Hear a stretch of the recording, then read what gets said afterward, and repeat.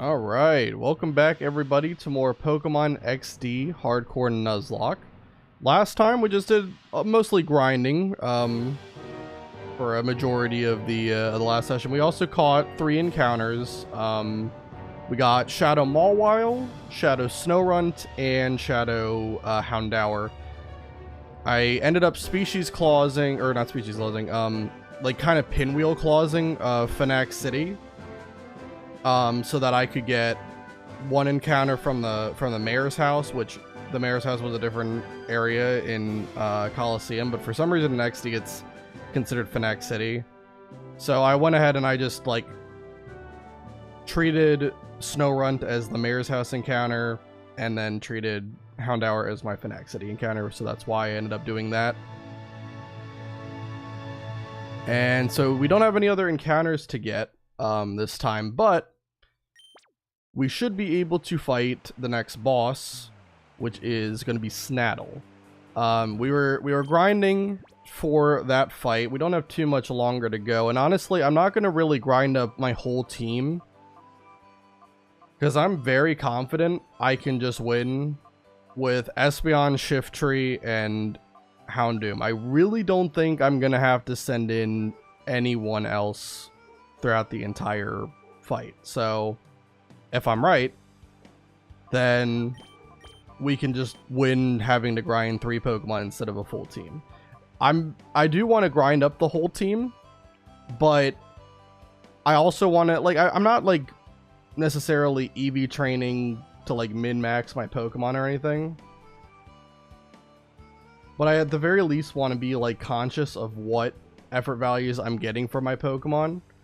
And since this trainer here, he has a Beautifly and 2 Dustox, it's really favoring Pokemon that are special attackers. It doesn't really do much for my, physical attackers though. So I'm gonna go ahead and I'm gonna try my best to beat Snaddle with just the 3 Pokemon that have special attack. And we'll grind up the physical attackers on a different trainer later. Oh shit, he's talking to the voices in his head again. Yeah. Hey doctor, how you doing? I just pull this up really quick.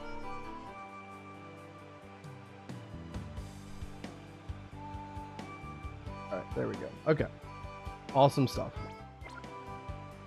So yeah, so we're training up Shiftry and Houndoom right now, right? Yeah. Okay.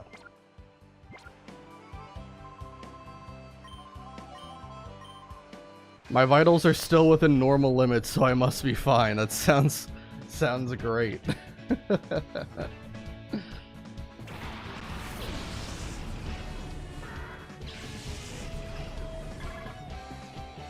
You're just in time to see some grinding before we do the Snaddle fight, which I really think is going to be easy. I have no reason to think it's going to take anything too crazy to win.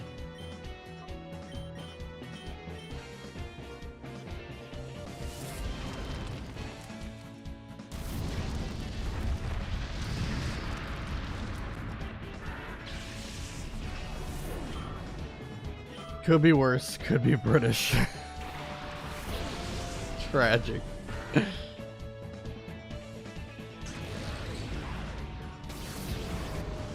don't know how many more times we're gonna have to fight these guys. They give like fair experience.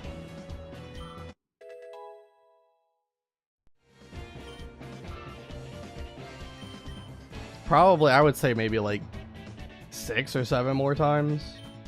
Just looking at it, because Espeon's already at 28. But if it's gonna spam protect, it's gonna be a problem. Because then it would suck too, but the food would be under seasoned and it would be raining. God dang. The British are getting roasted out here. I remember there was like a time where like there was just like a meme war going on between like the UK and a lot of other countries. I think like it was primarily, America, but it was just really funny, the back and forth, the banter with all the memes that were going on.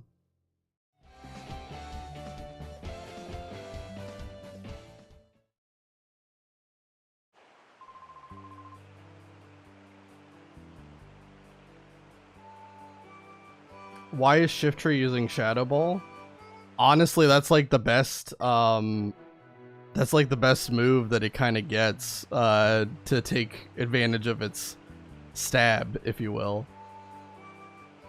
Because it doesn't learn a dark type move via level up, and Dark and Ghost literally have like the same offensive utility. It's just that normal is immune to Ghost and fighting resists Dark. That's like the only difference between the two offensively.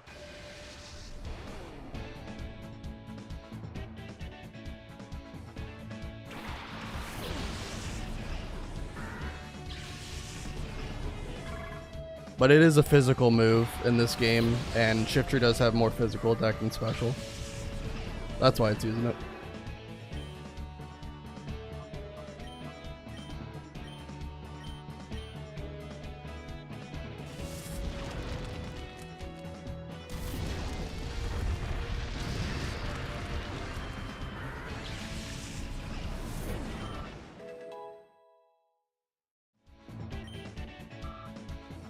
Why would you ever use a non-stab move for the same coverage as stab? Even if you couldn't get the stab, you already resist the stuff Ghost is good for. I mean, Ghost is still a really good offensive typing. Ghost and fighting especially cover each other pretty well, actually.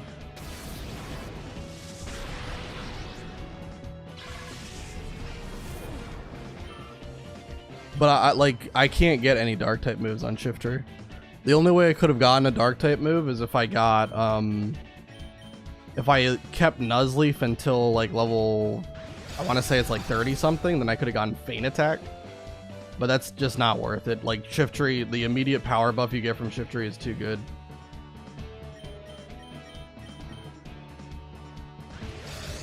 Oh my, double protect.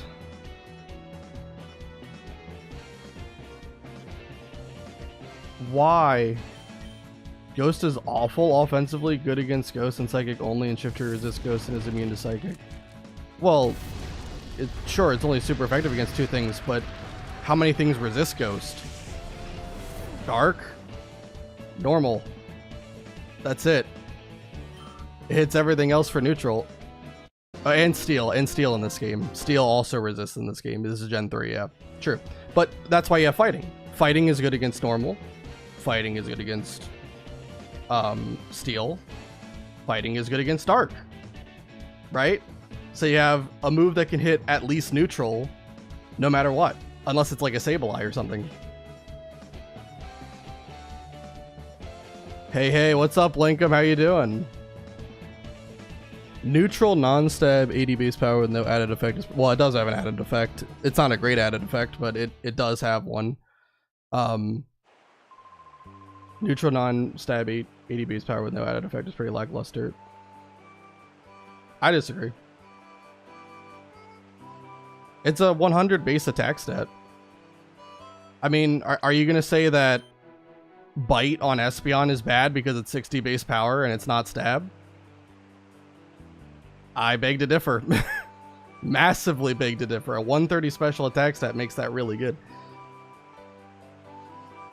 I'm doing good, thanks. How you doing? How's your run? It's going good so far. Right now we're just grinding for Snaddle, so I don't think it's going to take too much longer. Probably another 15 minutes and we'll be able to fight Snaddle. The next major boss fight.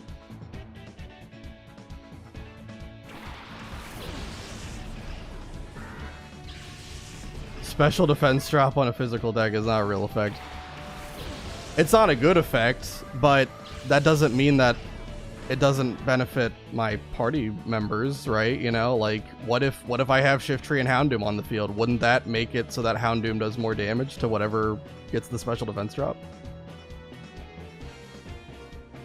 I'm just saying.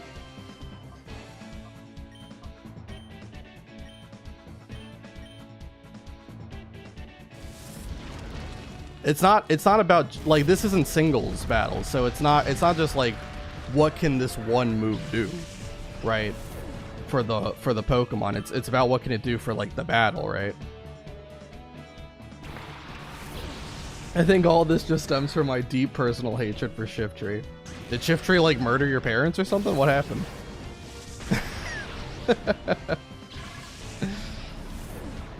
I like Shiftry a lot. I don't really think I've ever used Shiftry in a run outside of this, though.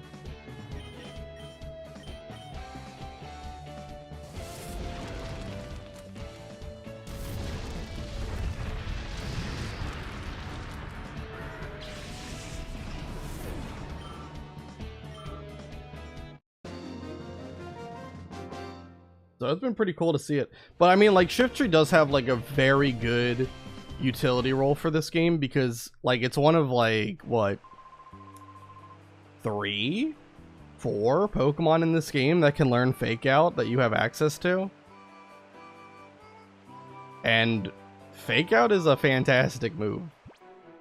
Being able to chip a Pokemon, outspeed them guaranteed, and make them flinch can really help you out. Especially with all these shadow Pokemon that just, like, nuke your entire team just by existing.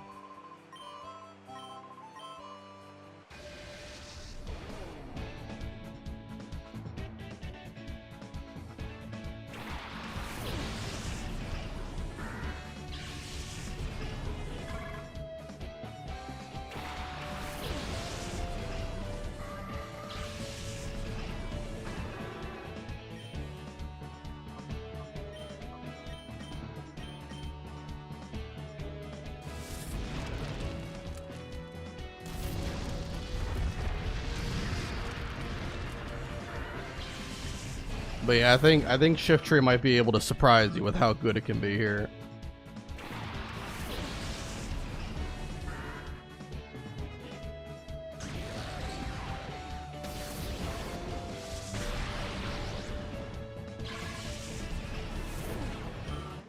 Alright, finally got to 28.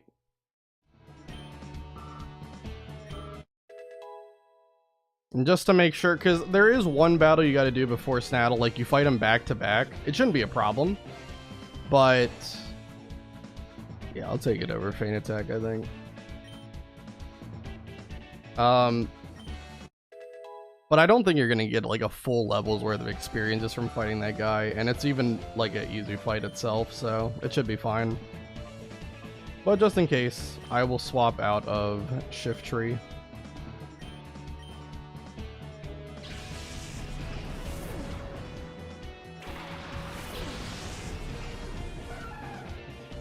Split up the experience a little bit more.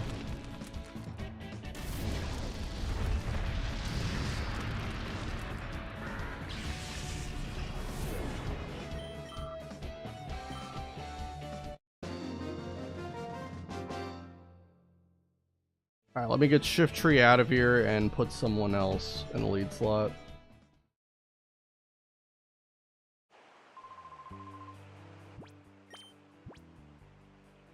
I might go grab Snorunt, actually.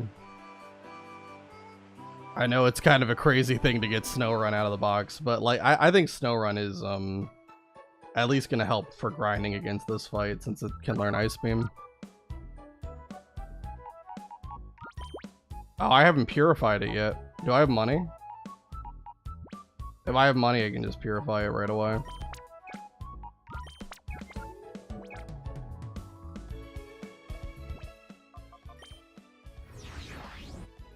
Yeah, I got plenty. We can just purify this really quick.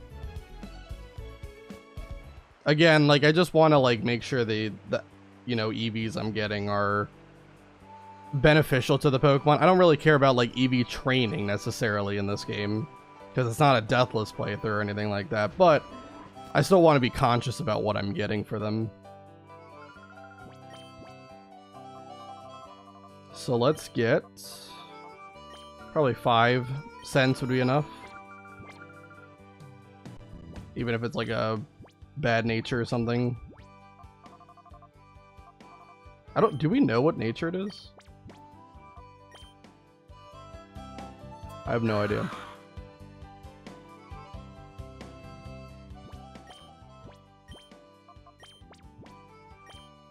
I don't know what kind of nature I would want on a Snorunt. I think probably I would want like something that either boosts speed or special attack, right? Because obviously ice is the main thing it's going to be able to do.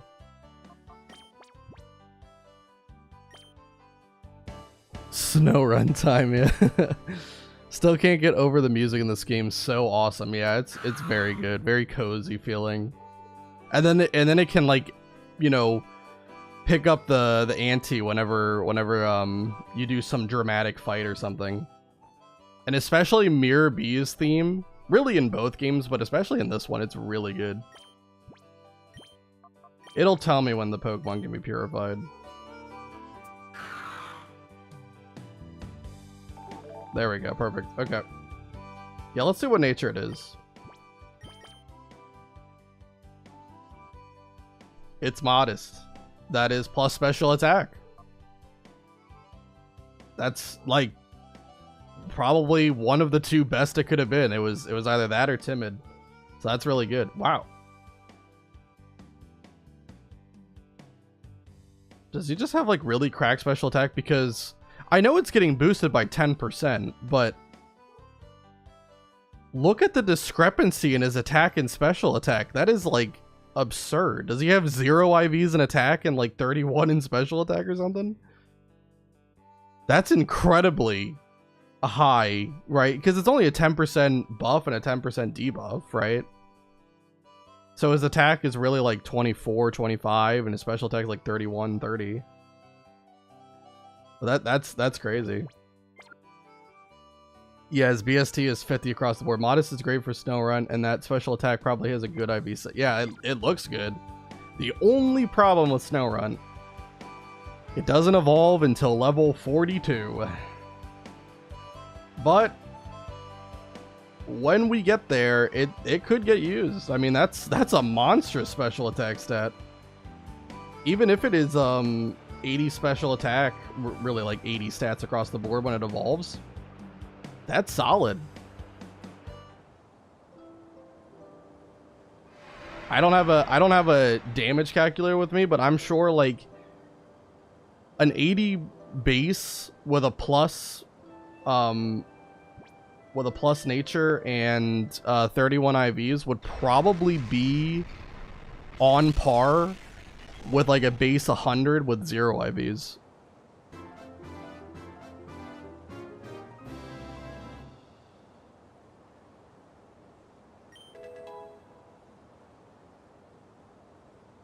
Water pulse? I don't know why you can learn that, but that's funny. It also can get Sing. That's a meme. Alright, how high of level does it get to? I did use it a little bit for grinding. It just got to 22, that's fine.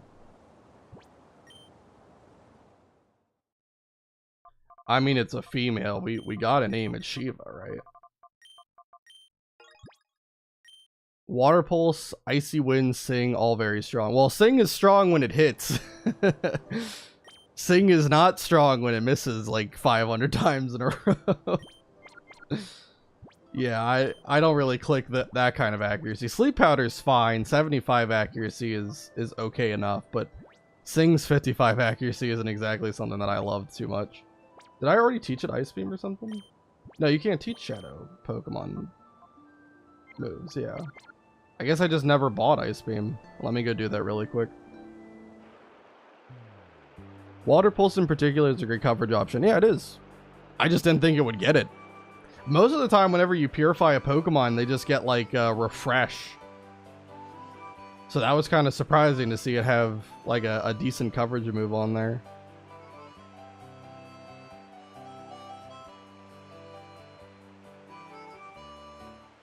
Alright, let's see. We got... What did I say? Oh yeah, I was gonna get Ice Beam.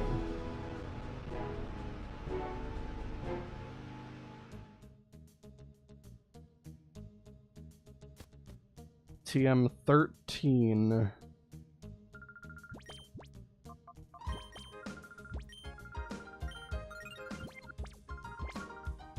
Okay. Let's teach that to Snow Run itself is probably not going to get used too much, but when it evolves into Glalie, it definitely could see the field.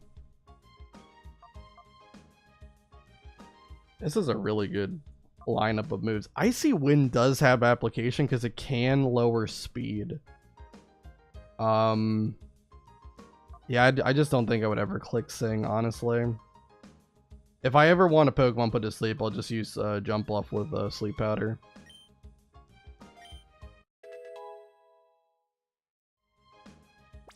We're just going all out attack. If only there was a choice specs in this game. There's only choice band.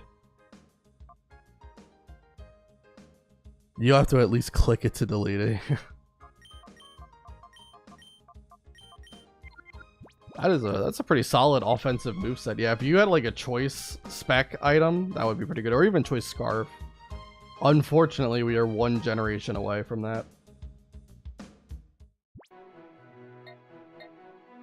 Alright. So now let's go back to grinding. Also, I need to update the team. Alright. I replaced Shift Tree.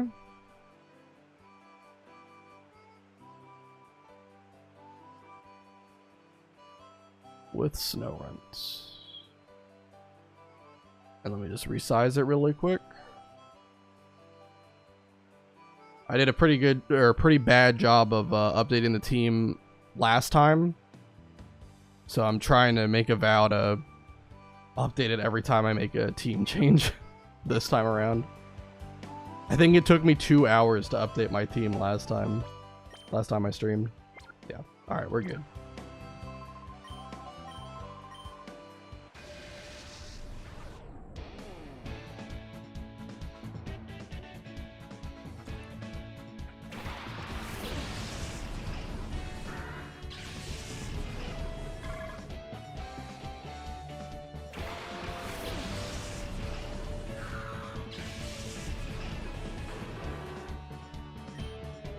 Alright.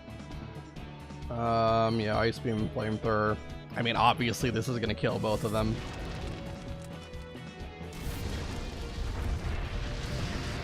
And I'm pretty sure Snorunt would outspeed. I mean, it has a 5 level advantage. Or is it 5 or 6 level advantage over Beautifly? I think it's 5. Yeah.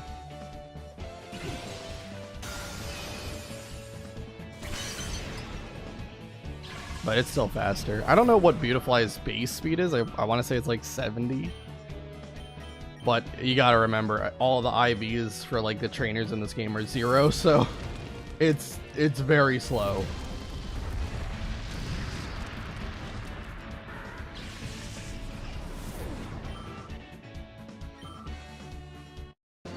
Yeah, I think we just gotta fight this guy 2 or 3 more times, and we'll be good to go for Snaddle. I'm not worried about leveling up my whole team to 28. There will be a better trainers to grind effort values for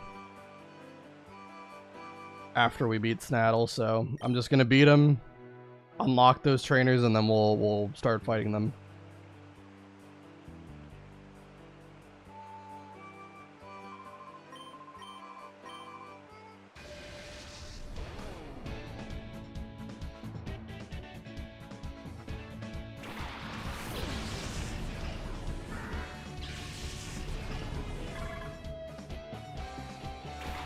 But we are going to want to make sure we get like all of our Pokemon after we beat Snaddle to like level 29, because there's actually some hard fights coming up.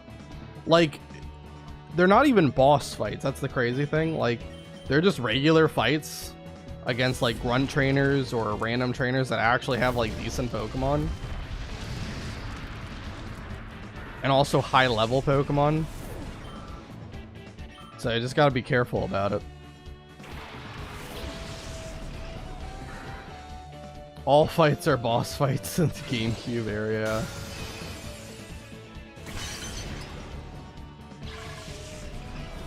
Yeah, like it's tough, man.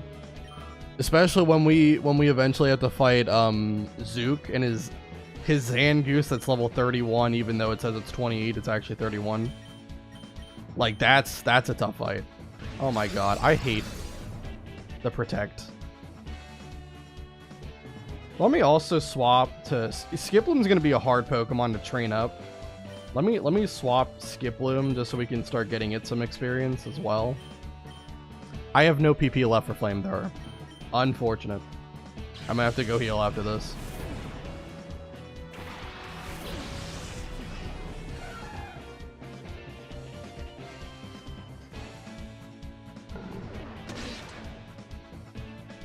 Yeah, it's there's definitely a lot of tough fights though. But I'm pretty confident we'll get past them. Just need to be careful about it, right? You know, properly level your Pokemon and not take any fight. Not overlook any fight, not take it too lax or anything.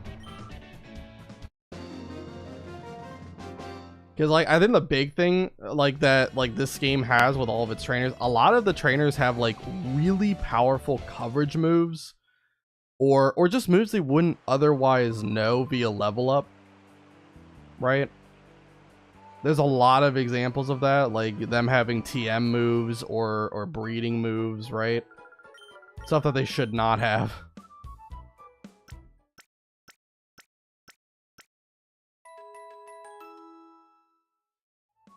And I mean, you got Shadow Pokemon too, which, like, the whole gimmick with them is that they have an entire moveset that's exclusive to only Shadow Pokemon. And Zangoose especially, I mean, that thing is powerful. Like, it's fast, hits hard, really high level.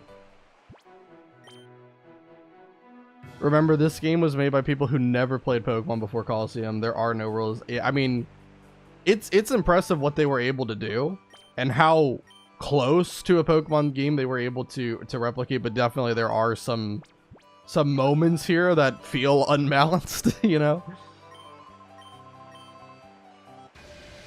But it'll be fine. It'll be fine. I made sure before I started streaming, I made sure to write down, like, all the trainers that I'm going to be fighting and what Pokemon they have, so that way I can better plan out what I want to do before I go into it.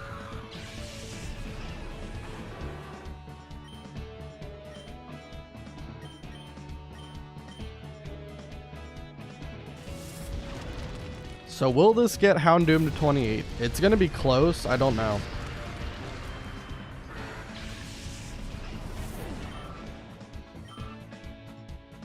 Yeah, it's going to be close. I don't know.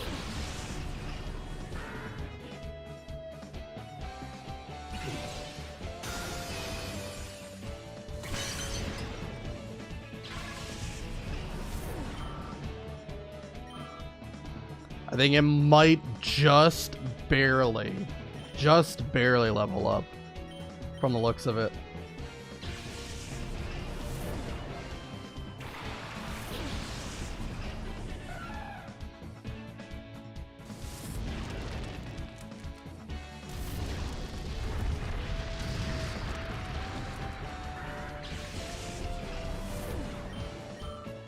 Oh, what the heck?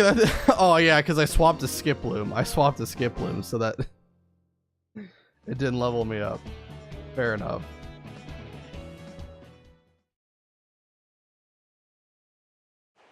Alright, hold on.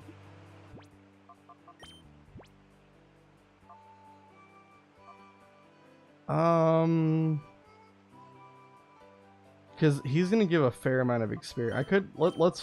Let's leave with these two, and then I'll swap to Houndoom when it's just Dustox left.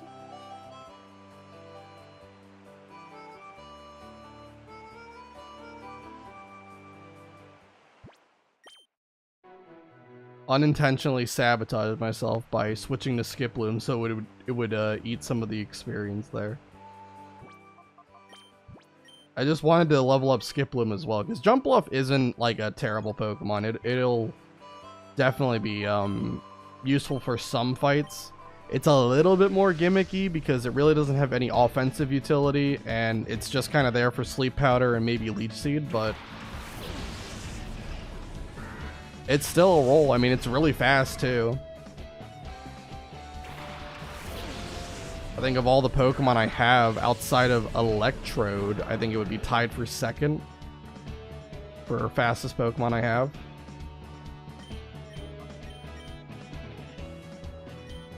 Voltorb hasn't evolved into Electrode, obviously, but when it does evolve into it, I mean.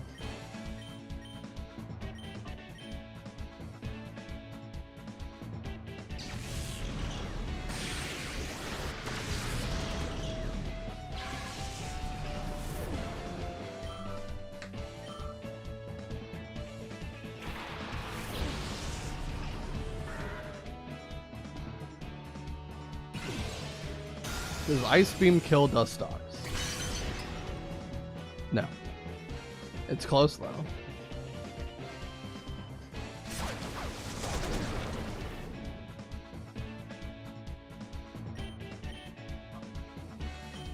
Alright, let me swap to Houndoom. And then I'll swap to Skiploom. And even though it's eating a little bit of the experience, it should level up.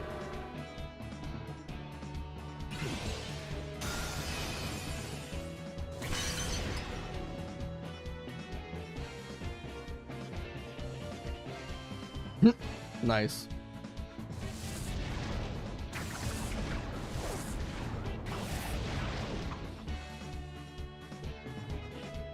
Alright, Snorunt. Go to Skiploom. Get some experience. And let's take out the Dustox. Please don't use Protect. Don't make this take longer than it needs to. Thank you. Awesome.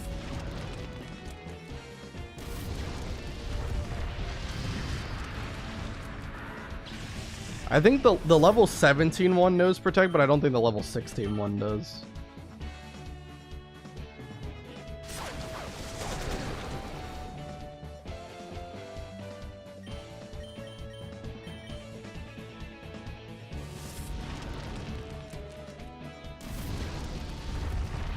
Alright. We are officially ready to fight Snaddle. Because I really don't think I'm going to need anything other than these three to do it.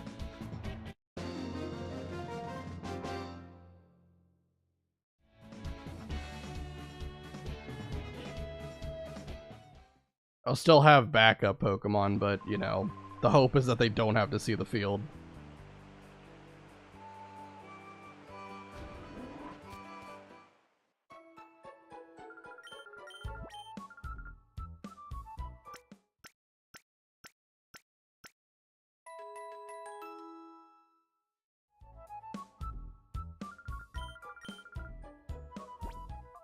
Alright, let's get Shiftry. And I'll update the team in just a second once I do that.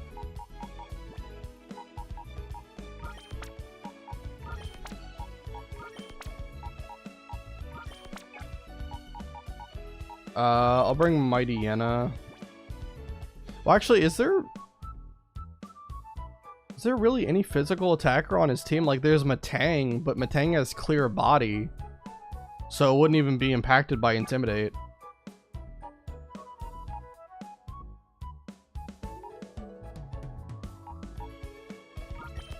Then maybe I'll just bring Sand Slash because it's the highest level.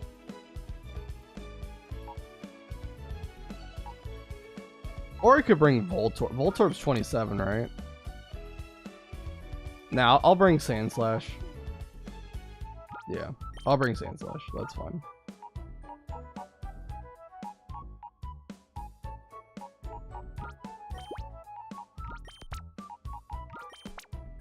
Alright, so let me go update that Snorunt is replaced with Sand Slash. Where's that at? It is. Okay. Sand Slash, my guy, you're too big. We need to do something about that.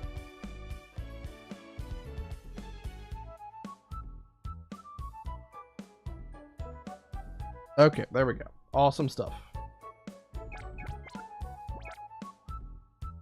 Oh, and also Shiftry. I forgot Shiftry. Shiftry.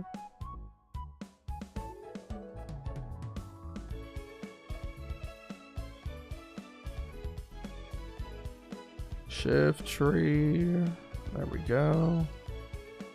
And now Shiftry is ridiculously small. Fantastic.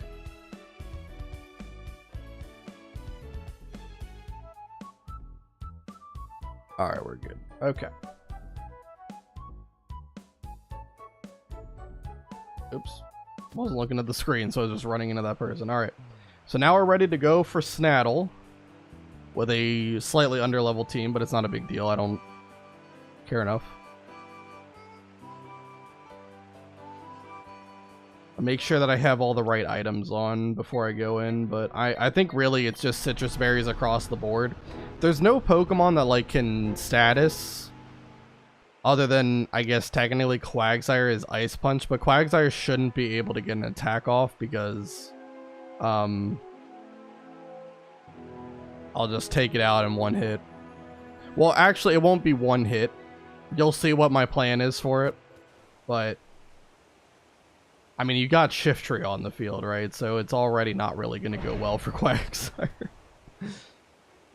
Okay. So let's save the game. Double check items. Got Citrus Berry. Across the board, yep. Okay. Look at movesets really quick.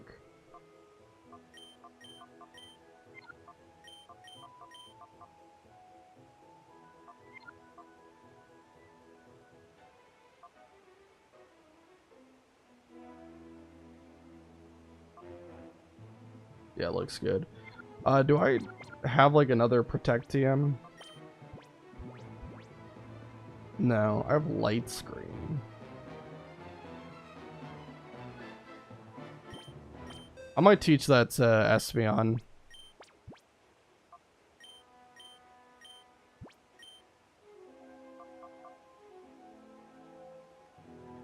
Just in case. Get rid of Sand Attack.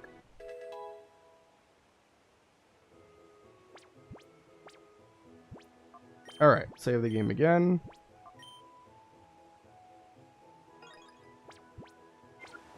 And let's go for it.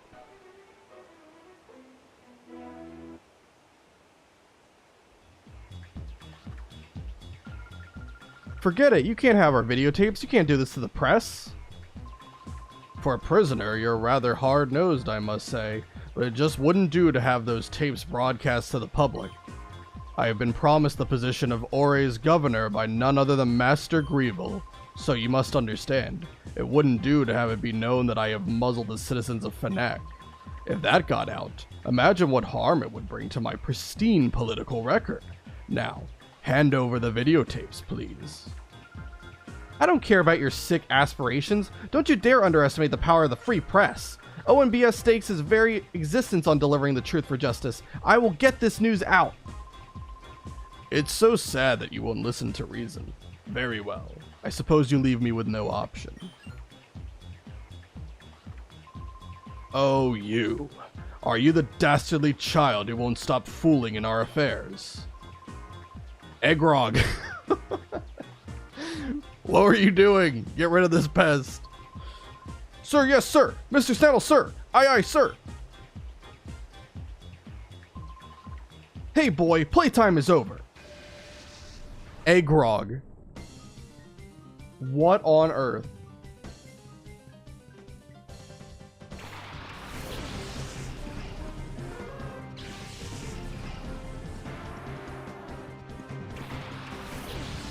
So yeah, we have to fight these guys back to back, and Eggrog, I can't get over that, has Hoot and Graveler. So what we're gonna do is we're gonna fake out the Graveler. I know this sounds weird, right? Because I can just one-shot Graveler. Why wouldn't I do that? There's a reason.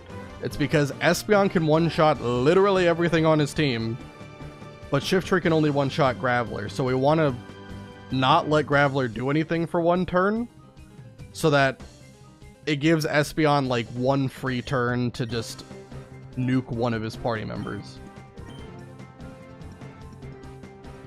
That way, everything goes down without me taking a hit. If I were to kill Graveler here and his Hoot, the problem is the next two Pokemon, one of them is going to be able to hit because Espeon can only kill one of them and Shiftry can't kill the other.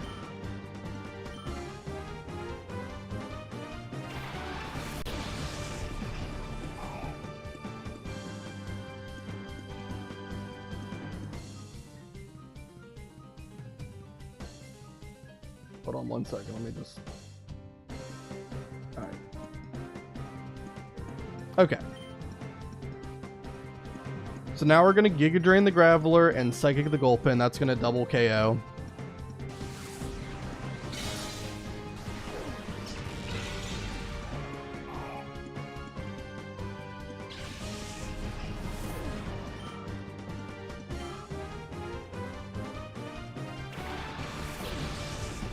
here is Shadow Seal, but obviously Shadow Seal, we can't catch. We already got our Phenac City encounter, and Phenac Stadium, unfortunately, is still part of Phenac City. It is not considered a different encounter. That one I can't be too upset about, though, because, like, the reason I was upset about the Mayor's House one is because in Pokemon Coliseum, when you catch Makuhita, it says it was caught in the Mayor's House. And for some reason, they changed that from being, like, an actual encounter. But here I can't be upset because there wasn't an encounter in Phenac Stadium in, like, Coliseum that said that it was, you know, the Met location was Phenac Stadium.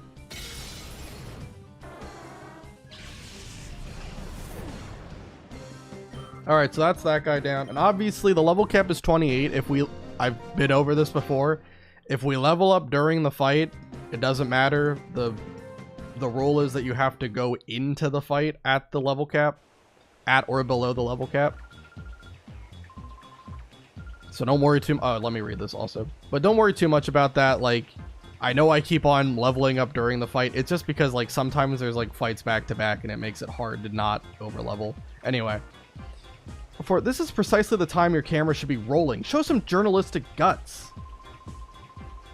Cut. If Master Greevil were to see this, he would be most displeased. I have no mercy for anyone in my way. Even for a child like you. You answer to me now. This dude... Tell me that this dude doesn't look like a failed Mew 3 experiment.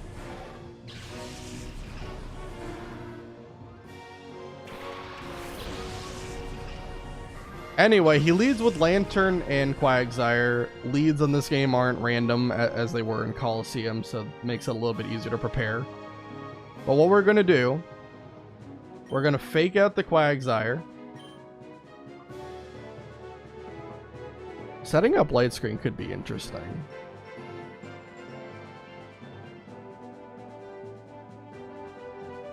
Wasn't really my original plan, but that could be good, because then that would make Lantern not do as much damage with Shockwave, as long as it doesn't crit me, of course.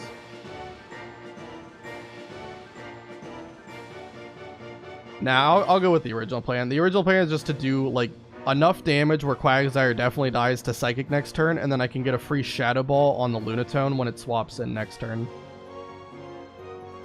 And for the record, Shadow Ball does do more damage than Giga Drain to Lunatone. Lunatone doesn't have as much physical defense as it does special defense, and Shiftry has more physical attack than special attack.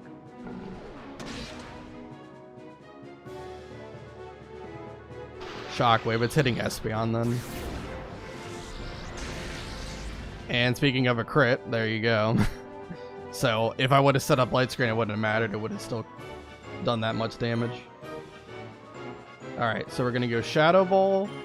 We can live a crit. Obviously, that crit did, what, 32? Yeah, we can live a crit. So, we'll Psychic the Quagsire. That'll kill it. And then we're going to go for Shadow Ball, which is going to do, depending on IVs, because obviously Shadow Pokemon have random IVs. It'll do at least half, I would say. Maybe 2/3.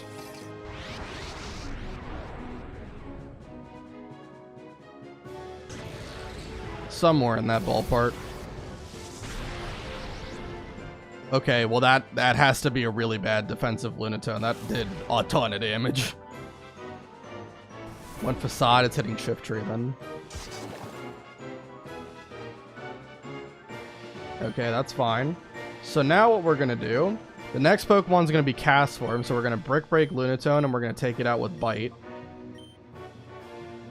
Really, we're not Brick Breaking Lunatone, we're Brick Breaking the Castform that's swapping in next turn. But as you can see, I'm purposefully leaving Lantern on the field because really it can't do anything. Like, even with the crit against Espeon, it didn't even do half of its health.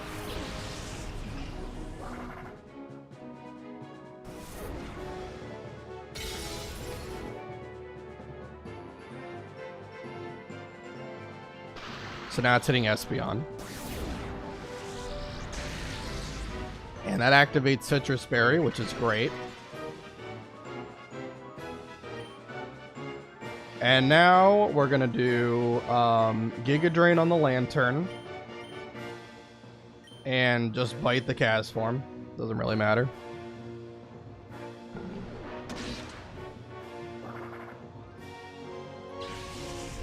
So now we want to take out Lantern, because the last Pokemon's Metang, and what we want to do is swap Espeon for Houndoom. And Houndoom is easily going to one-shot Metang once Lantern is off the field. And that's why we're Giga Draining Lantern this turn, because we can two-shot it.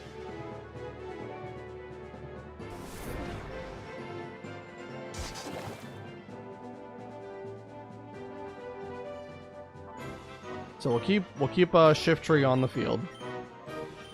And I'll swap Espeon for Houndoom.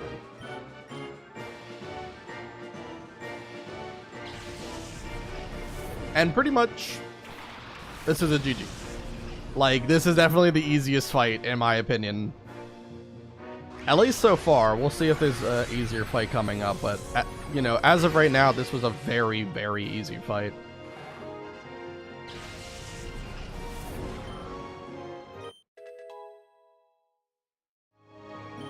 Much easier than Exel's fight. Exel's fight stressed me out. Probably stressed me out more than it should have, but it did still stress me out.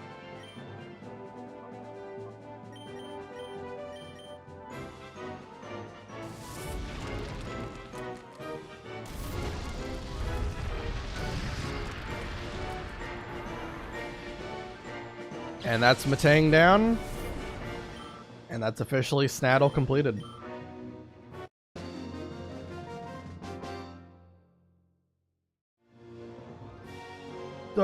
No.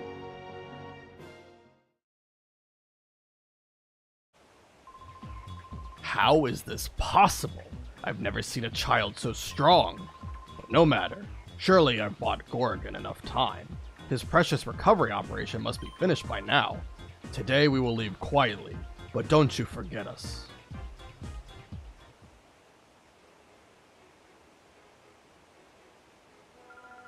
Thank you. You kept them from taking our videotapes. We got some explosive footage. My name's Marcia. We were gathering news in Phenac when Cypher caught us and brought us here. But there's a silver lining in this. We managed to capture your heroics on tape. We did, didn't we? Yeah, you bet I did. I got everything on tape this time. Okay, we need to rush back to Pirate and get this news out on the air as soon as possible. Let's meet again. Thank you for everything. Marcia, wait for me!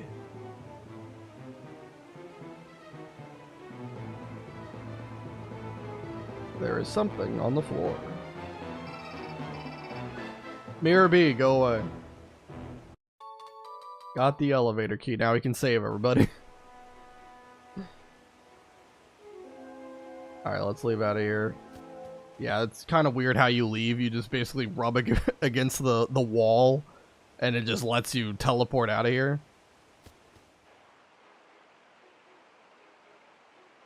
Kind of funny, honestly.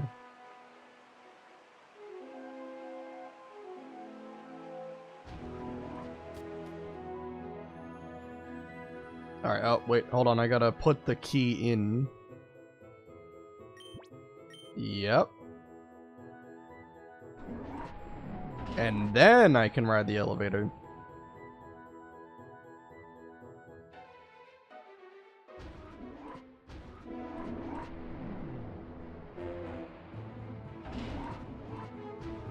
Just shove the entire town in here. This is like Patrick's idea of taking Bikini Bottom and pushing it somewhere else. I'm Phenac Mayor Trust. Who are you? How did you get here? Michael explained what had been happening to the mayor. Oh my, so you, Michael, sent that scoundrel saddle packing? That is quite amazing. Does that mean we can finally leave this miserable place? Everyone, I need your attention, please. Let us all thank Michael heartily, then get out of here. Michael, I thank you sincerely. I see. So, what's your problem? What you doing? Can you wait? You can't. You just wait a little bit. My dog is harassing me, so I'm gonna have to take care of her in a little bit. Yeah, just wait, okay? In a little bit, alright? I see, so we were close to having Cypher replace all our citizens with their members. Oh, what a heinous plot. But it was stopped, and we owe it all to you, Michael. On behalf of the whole city, I sincerely thank you. Again, he said that already. In fact, I can't thank you enough right now. If you could, please visit me at my home later.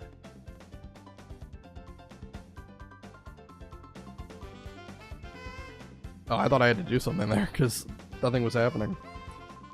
Michael, right? Your actions saved the city. We all owe you a big thanks. I'd like to keep in touch.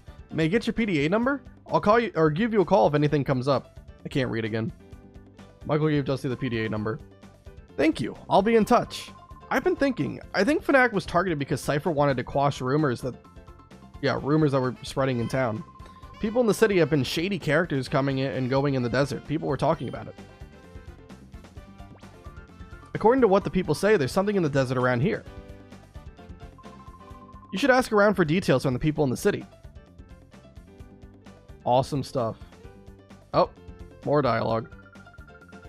I came from a gate to take my granddaughter home, but just as I got to Phenac, I was caught up in this whole affair.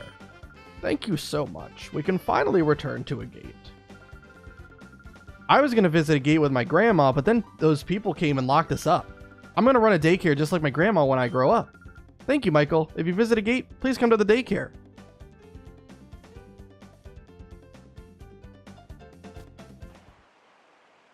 When he says shady people in the desert, does he mean sand troopers or Tusken Raiders? I mean, apparently he means a criminal organization that literally has done nothing for like 5 years.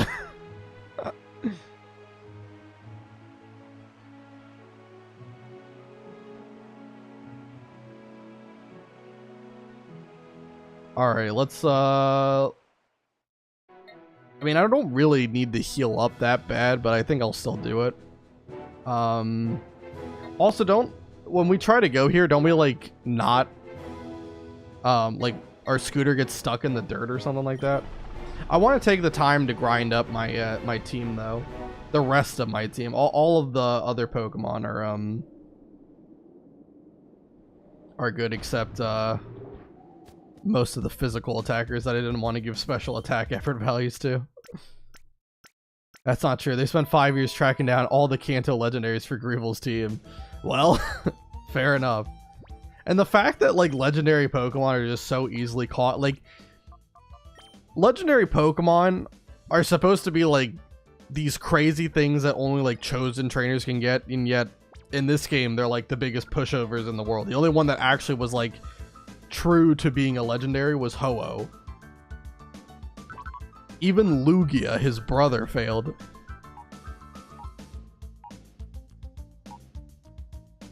Yeah, we don't have too many people to grind up, but it's just a couple of people that I gotta get ground up. So let's bench Shiftry and Espeon. They're already pretty high level. I definitely want to evolve Teddy Ursa. Oh, and also I need to update the level cap here. 1 second. Level cap is 32. We're going by Gonzap's level cap here. XD01 versus Coliseum Ho-Oh, who wins? I would say Ho-Oh because it's level 70 and Shadow Lugia is like 50. Yeah, I would definitely go Ho-Oh there. That's a 20 level difference.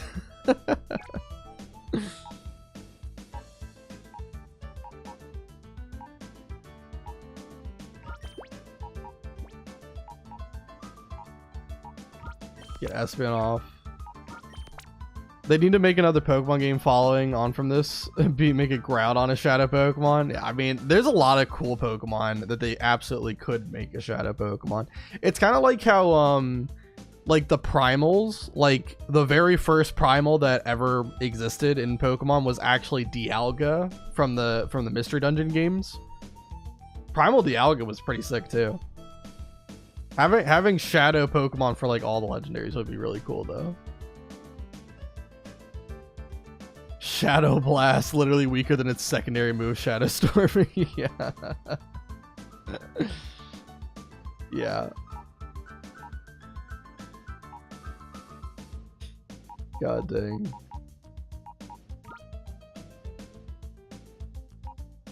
I'll take Houndoom off as well. Let's get Mawile leveled up too. I don't really know if I'm going to use Mawile too much. Like right now, I think Mightyena is the better of the two for Intimidate, but Mawile could have application, and if anything happens to Mightyena, it never hurts to have a backup, so I wasn't even expecting Mawile to have Intimidate. That was just awesome that that happened. They need to make Ditto a shadow Pokemon. Oh my god. That would be cool because like if it like transforms into Pokemon, if it like retains the shadow, so it like it gets to remain a shadow Pokemon and all the properties of it. It's just that it's like a shadow version of whatever it transforms into. That would be pretty crazy.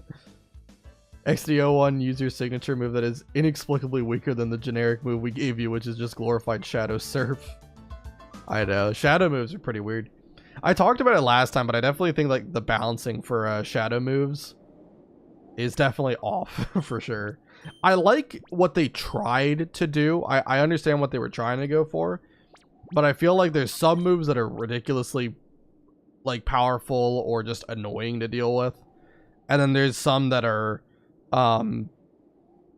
they're just like not very good. Like Shadow Blitz is just terrible. It's a 40 base power move. I get why it exists. It's there for the early game so that they don't have like too strong of a move and then, you know, it just does insane damage. It would make the early game just a chore to play through, but still, it's just like weird balancing that goes on. It'd be cool if like Shadow Pokemon just simply had like a different like level up moveset. That would be kind of interesting. Alright, yeah, we'll go with these two. I'm just gonna grind against Perp 6 mainly, because most of his Pokemon give like defensively oriented effort values, which is always good for Pokemon. Also, why is this not working?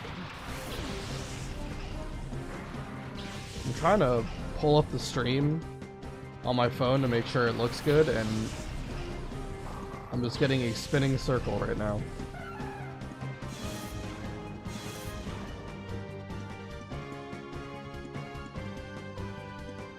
Alright, finally loaded. There we go. Okay.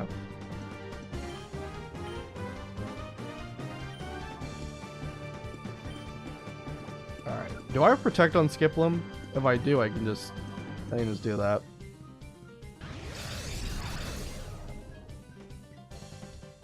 New shadow moves are basically just weird power spikes. Honestly, yeah.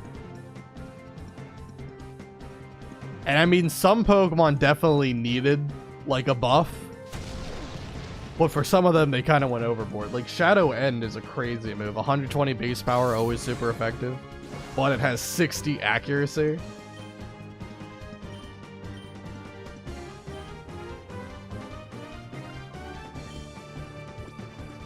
Spheal with Shadow Wave, Delcatty with Shadow Rush, Voltorb with Shadow Panic, Hypno with Shadow Storm, and yes, I remember those due to my Nuzlocke PTSD. Very true.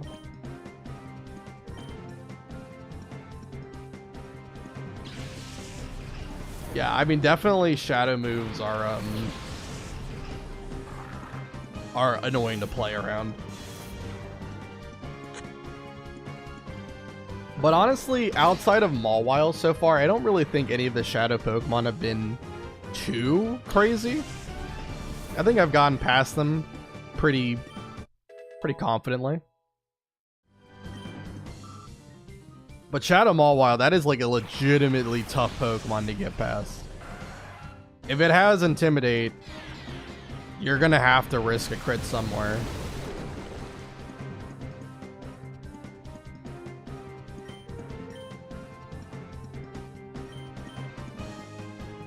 This moveset is absolutely horrid.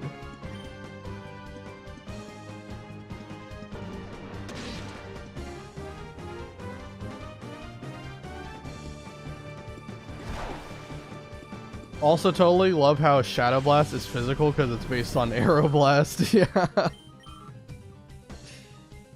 I know.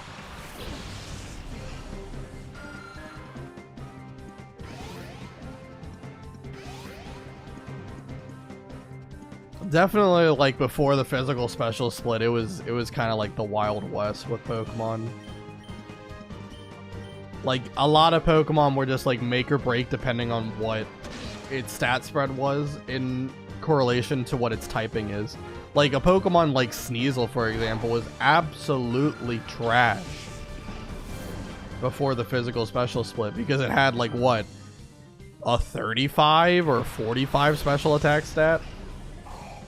And both Ice and Dark are special.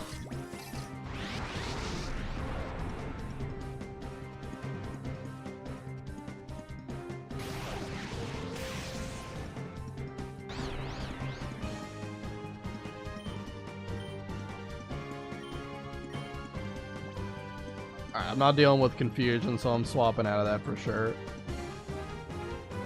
We can go to Teddy Ursa, I think.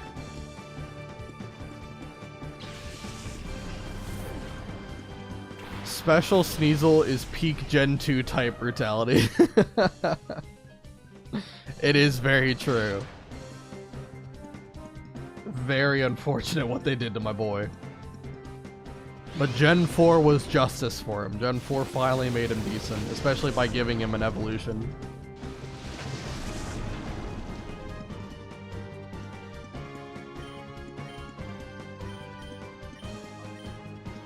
I'm pretty sure Bite will just kill here, but just in case it doesn't, we'll double attack.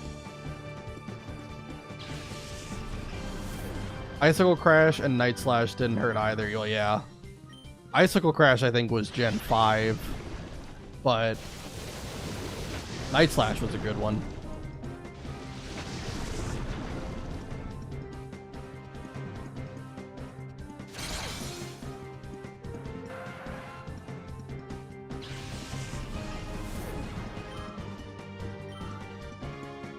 Yeah, I mean, I think that's a fair amount of experience that I'm getting from this.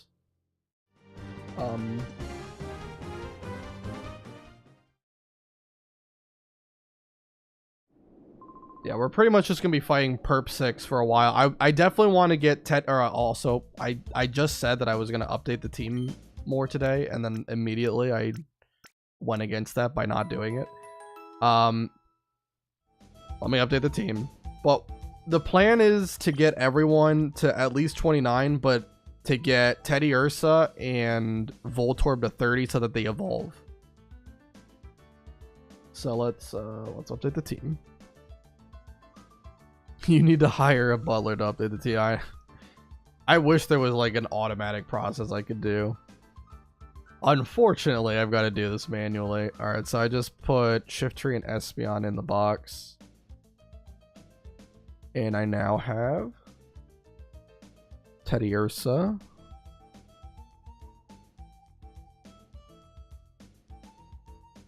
Gotta resize it a little bit. I don't understand why whenever I like update the image, it auto like scales it differently.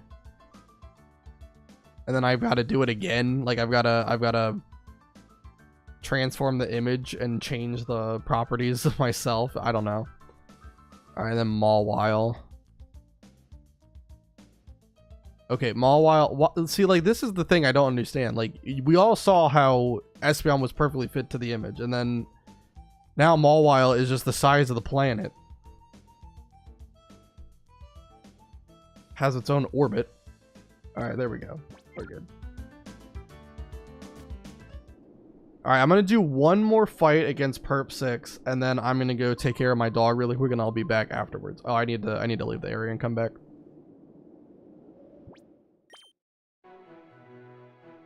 Yeah, but we've been going for about an hour. I think it's probably going to be mostly grinding.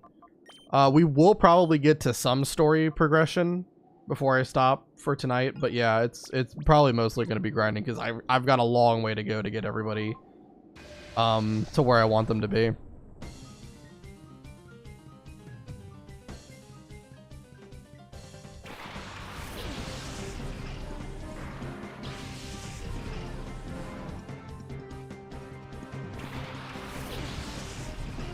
The good news is that Perp 6 is really easy to fight, and he has 6 Pokemon or 5? He has 5. So, I mean, it's just a decent way to get experience.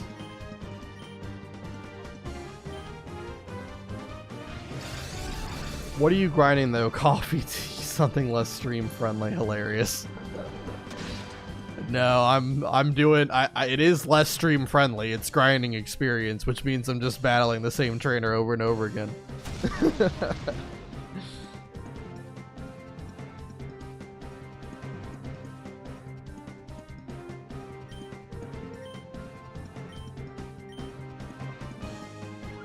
I'm just gonna swap Skiploom.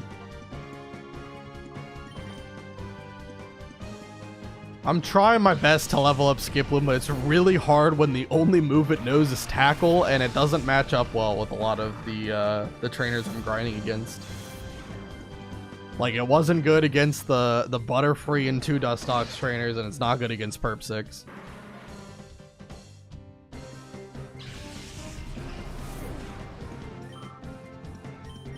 That's alright, us Pokemon fans can relate. Yeah. Yeah, I know. I mean, and like a lot of Nuzlockers do like just hack in rare candies. For me, I'm fine with using rare candies, but I usually like to do a run where I just actually grind first. I've never done XD ever as like any Nuzlocke, so I'm okay with grinding for and not using like infinite rare candies or whatever. Also, I do feel like getting EVs is pretty important for like a lot of Nuzlockes, and by using rare candies you obviously don't do that, which I understand is like the whole trade-off of using rare candies to kind of speed up the process, but I'm still fine with grinding it. Like, definitely XD, not nearly as grindy as Coliseum. It is not nearly as grindy as Coliseum.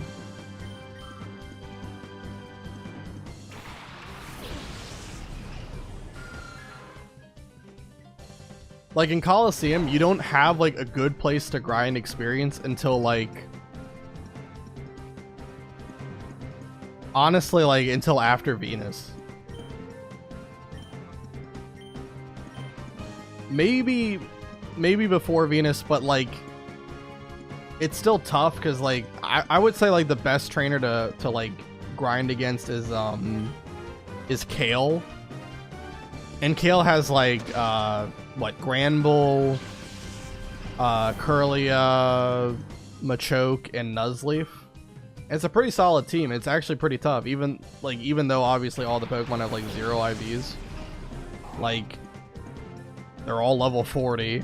It's not an easy fight, and definitely there's a lot of Pokemon that don't really match up well. They need to make a Pokemon game where the MC works for Team Rocket. That would be cool. Or like even like Team Snag'em in this case.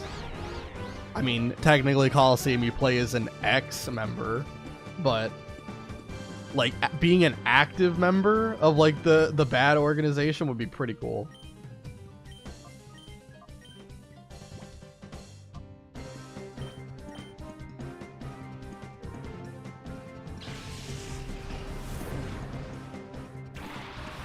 Pokemon Coliseum broke with Pokemon tradition by believing in rehabilitation.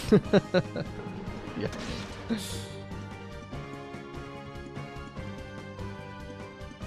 The process of purifying is very interesting. And I really wish that, like, even after you purified a Pokemon, they would retain shadow moves. I think that would be a cool thing. It's like basically they learn how to control the power by purifying them, instead of just having to forsake the power to become good again, right?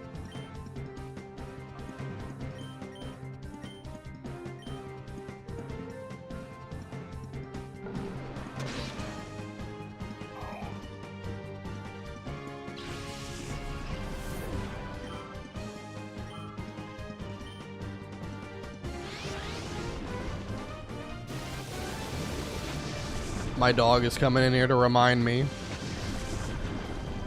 She still needs to go out. But it's fine. We're almost done with this fight. So I'll go heal up, save really quick, and then I will take care of her, and I'll be back in probably like 10 minutes thereabout. And we'll pick up grinding here. $800 for beating him too. That's pretty good. I think we actually are going to get Ultra Balls pretty soon. I think once we get access to the Outskirts Dam, we're able to buy Ultra Balls, so that'll be pretty cool too. Right now, the only Ultra Balls I have are like stuff that I found or that Teddy Ursa picked up. Alright.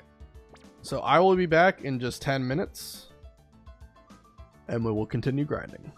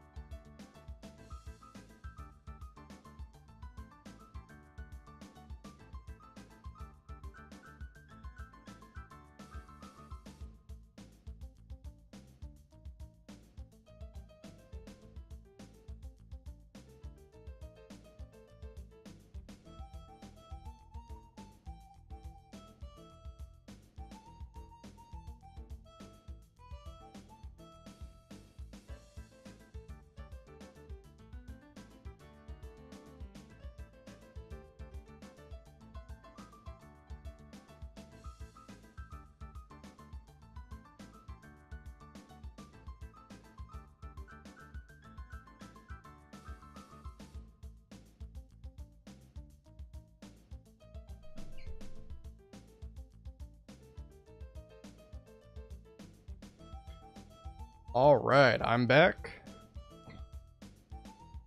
Make sure everything looks good.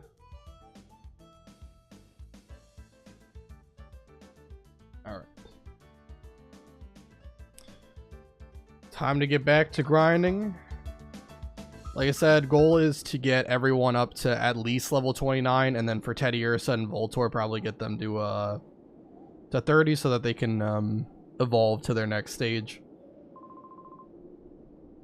Oh, I have to leave the area and come back. Are you really back, though, or do the voices just tell you that? Kind of a little bit of both.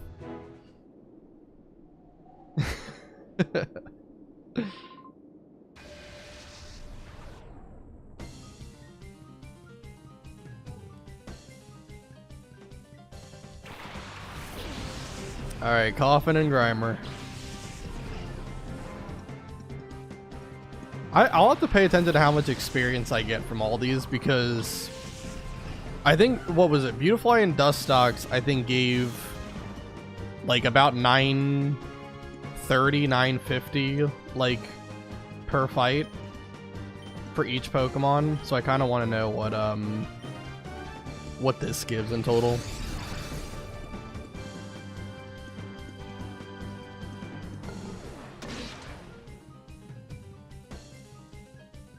So I'll have to pay attention this time to the experience values. Oh my god, this thing has minimized? Tragic.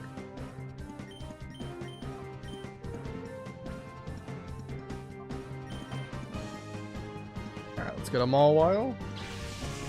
I don't know if Mawile's moveset is going to be just absolutely trash forever, but I'm hoping it learns something. Because the only move it has to really do any kind of good damage is Vice Grip, and that's just not it.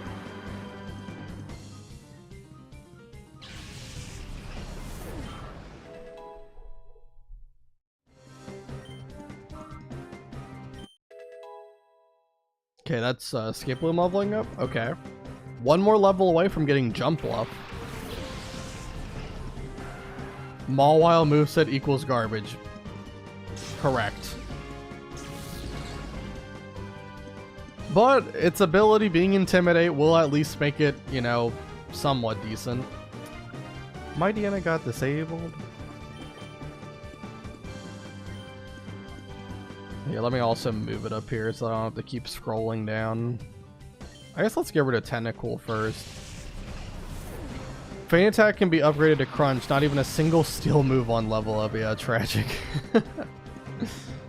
Heck, I would just take, at this point, I would take a move that has more than like 70 base power. But unfortunately, it doesn't have anything. Vice Grip's like, what, 55 or something?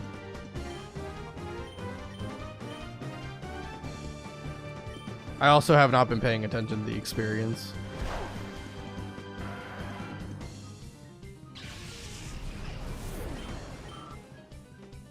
That was 150, so that's pretty low. Grimer might give... Zubat's not going to give a lot, but Grimer might give more. I'm surprised Return doesn't kill there.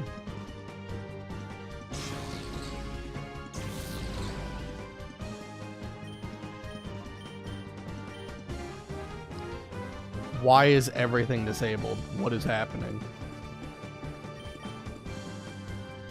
I think I'm gonna have to start killing the Grimer first. I didn't realize it was gonna be such a problem.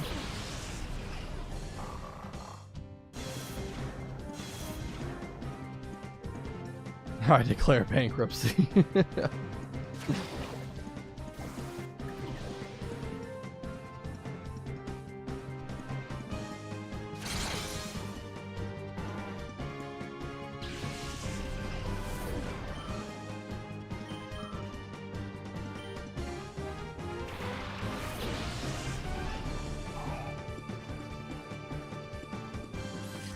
I wish I didn't have to always see the animation that Gulpin is a shadow Pokemon. Like, you would think after seeing it for like the 200th time, I would know it's already a shadow Pokemon. I don't need to like look at it through the lens of the glasses anymore.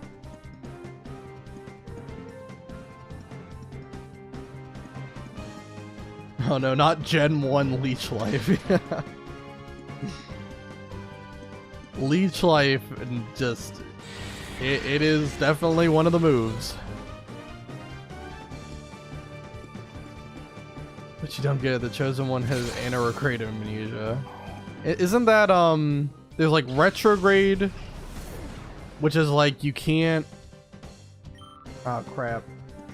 I'm forgetting my psychology again. There's retrograde amnesia that was like, you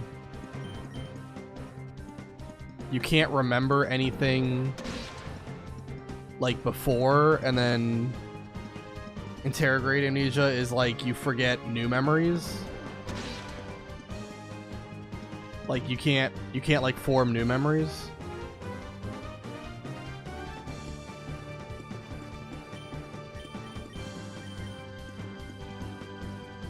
It was something like that, right?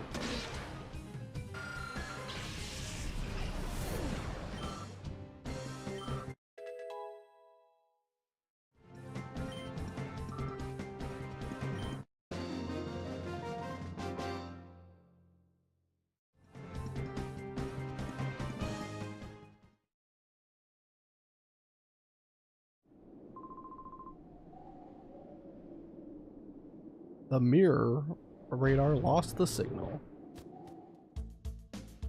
Retrograde amnesia is a consequence of this year's axonal injury, where all the prior memories are disrupted when a shearing force applied to the brain tears the synapses apart. So yeah, so you can't remember anything before, right? Interrogate amnesia is when you cannot form new memory. Yeah, okay, good. All right. I actually was right. I was actually right. For once, I actually remembered something. Look at that.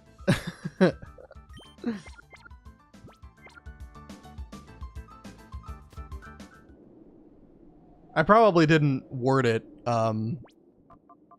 fantastically, but that was what I meant to say. It was like retrograde was like you can't remember stuff that happened before, and then interrograde was like you couldn't form any new memory. No, I was actually right. You just happened to agree with me. Right. Oh my god, I keep forgetting. It's so stupid that, like, you know, in Coliseum, a lot of trainers, you could simply just walk into a building, walk out, refight them. And now in XD, you have to leave the area and come back and then talk to them again for them to fight you. This is like the one biggest complaint I have so far coming back to XD just after beating Coliseum. Why can you not just refight them from walking in and out of a building?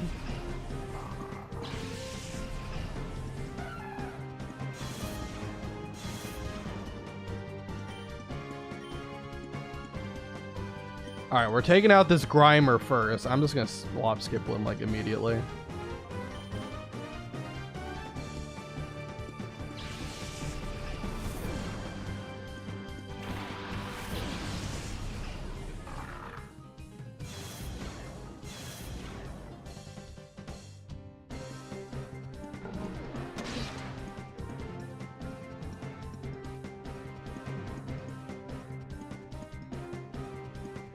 Nice flinch.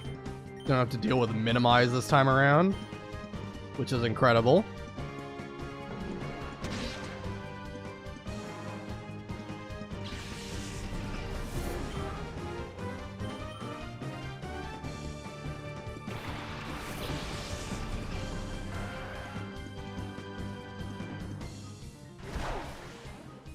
I do like Mawwile's attack animation, just kind of like whipping its head back.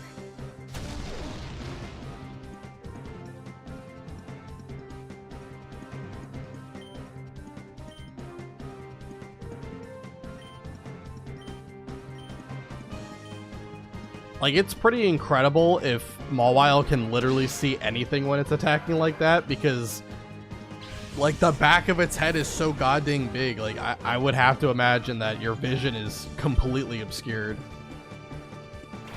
Well, is it, like, peeking on the other side, like, over its other shoulder? Maybe it is. it's got to be disorienting because you're peeking over this shoulder and then you're like swinging your head back like that. So that's like an incredible talent Mawile has.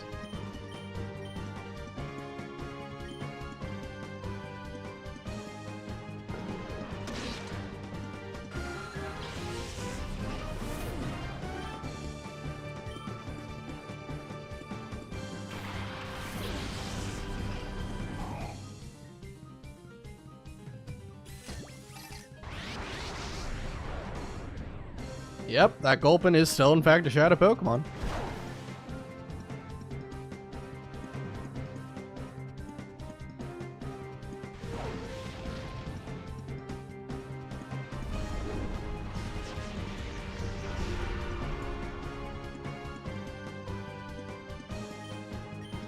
I also probably should be checking to see if Teddiursa picks up any item. I have not been doing that. Mawile's lore biology is about as well thought out as its move pool. Kinda true, unfortunately. And it sucks because like Mawile actually has like a cool design. I like how Mawile looks. Just I really wish its stat line was better. Obviously when like Megas came around and it got a Mega Evolution, it was really, really good. But before then, it's just... It's a Pokemon that has enough tools where it should be good, but then it's not good because like its stats hold it back, its moveset holds it back, right? It's a Steel type with Intimidate. That should be all you need, right? But no, it's not enough.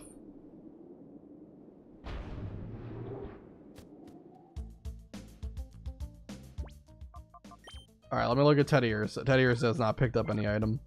I think it's just 10% that pickup actually does something. But honestly, the items I've been getting from pickup have been pretty good. Like, I've gotten a lot of Ultra Balls from Teddiursa picking things up. I think he's picked up 3.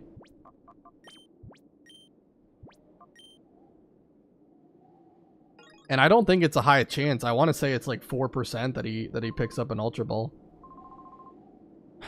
One day I'll learn. One day I'll learn that I have to leave the area and come back.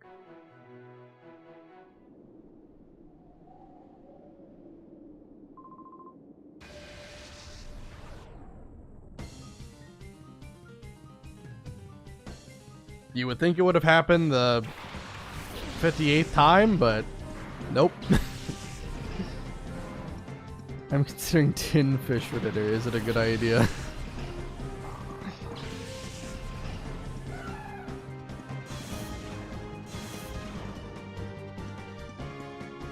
Listen, as long as you love food and yeah.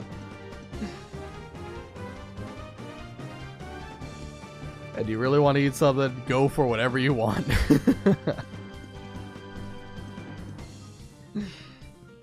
I had some important IRL stuff to do on PC and this stream has saved me. Well, I'm glad I was able to entertain you, even if it's for just a little bit. It's been fun so far. I know like we haven't really done a ton.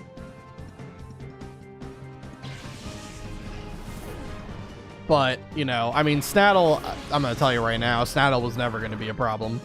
I could have gotten the worst luck in the world, like crit every turn. I promise you I still would have won. But, you know, there's always like a calmness with grinding that's very fun and enjoyable. And of course, interacting with chat is awesome too. Last stream it was kind of weird because I didn't really have a lot of chat interaction. Like I know Linkum, you showed up, and I think Shaman showed up for a little while, and that was pretty cool. But yeah, after that, like I was just kind of grinding, and I was just talking to the void for like an hour and a half straight. It was very weird because I just kind of felt like I was yapping, going on tangents that no one asked for, but it's fine. Oh, I'm saying just that the stuff I was doing was boring, so this took the boredom away. That's fair enough. Sorry to miss the stream. I was busy healing the sick and stuff. Oh, well, that's actually kind of funny because, like, last week on Tuesday, I wasn't able to stream. I think because I don't really know if I was sick or what. It was very odd. Like, I've never had a sickness like that before where it just kind of... It came for, like, a couple of hours. Like, I woke up and I kind of started to have, like, a bit of a runny nose. And then after, like, a few hours, it got pretty bad, and my right eye just started, like, becoming really irritated, and it was constantly tearing up and stuff. And I'm like, well, I can't get in front of a camera today. This is too much to deal with. And then, like, probably, like, just before I went to bed, it went away, and I'm like, well, that's weird. Oh, no, it was just some kind of weird flare-up. I'm sorry, I can't heal the sick if they have decent health insurance. Yeah, we need to make our money somehow.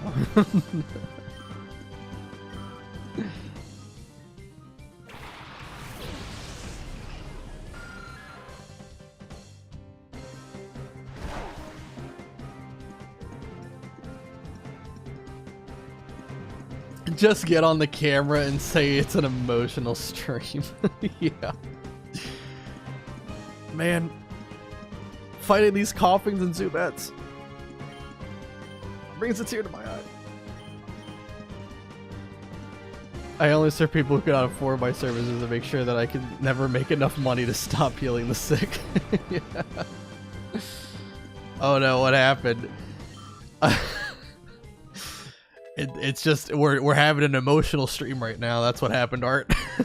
Also, how are you doing? Been a while since I've seen you.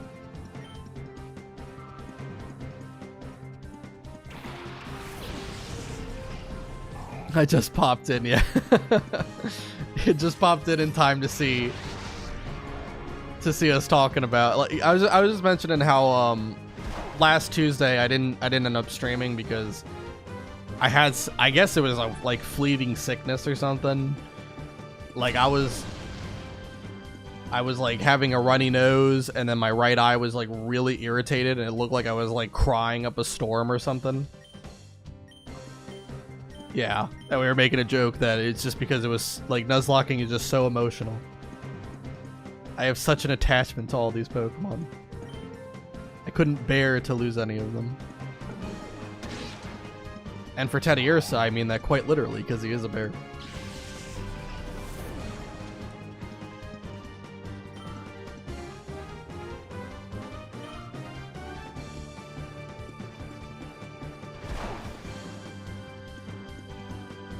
I have been eepy sleepy every time you stream lately. Ah, that's fair.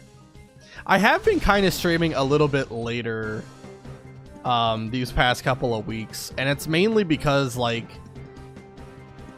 I usually run into some problem every time I start, like, so I do like a test recording before I start streaming, like, every time, and I'll notice right away that there's like something wrong, and so I'll fix it, restart, and do like another test, and then something else would go wrong, and it takes me like 40 minutes just to actually like get in a position where I can even start the stream.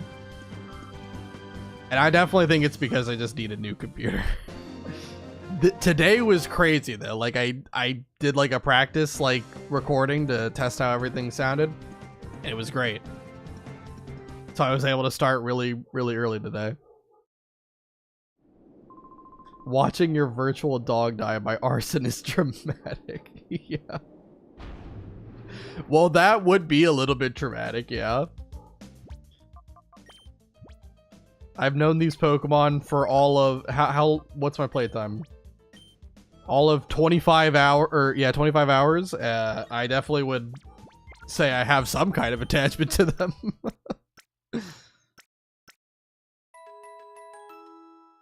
Now I have a shortish holiday from work, so yay, stream time. Yeah. That's good.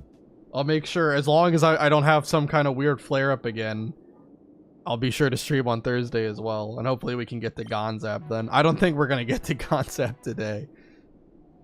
That's a little bit too much grinding for me.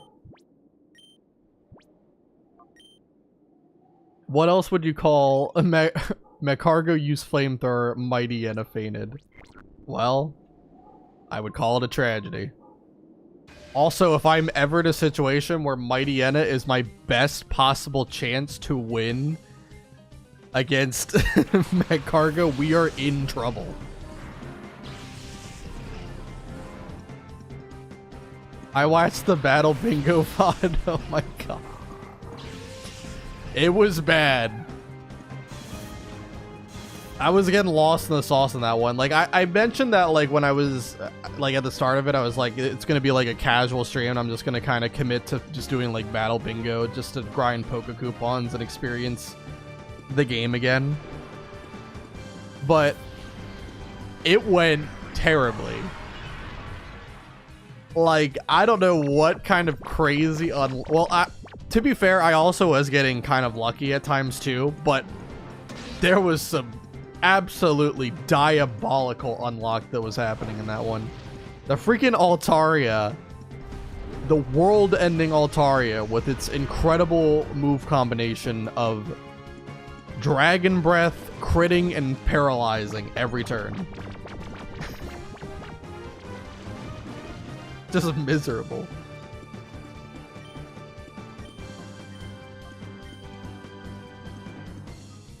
I don't know why I stayed in with Skip Bloom. I think it would have been fine if I got hit, but still. I love the short clip you made. Good stuff, yeah. The would you kick feel if it was. That was such a goofy thing. That was when we were getting off the rails and like that stream.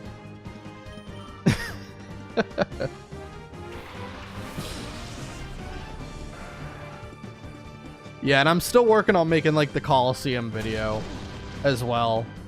That one is taking me a lot longer to make than I thought, and especially because I'm also working on another video related to Coliseum at the same time.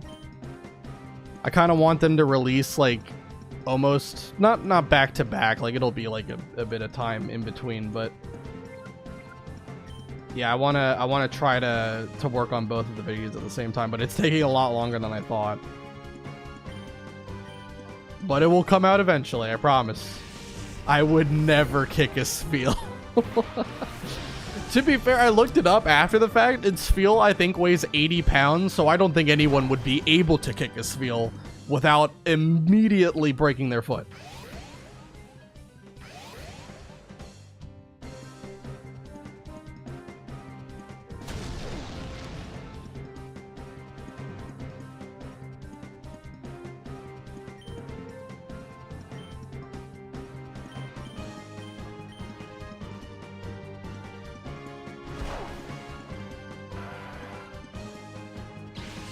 But okay, how about this as a question?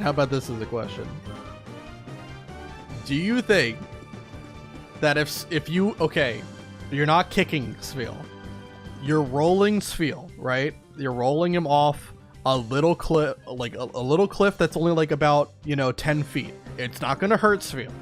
Do you think he bounces?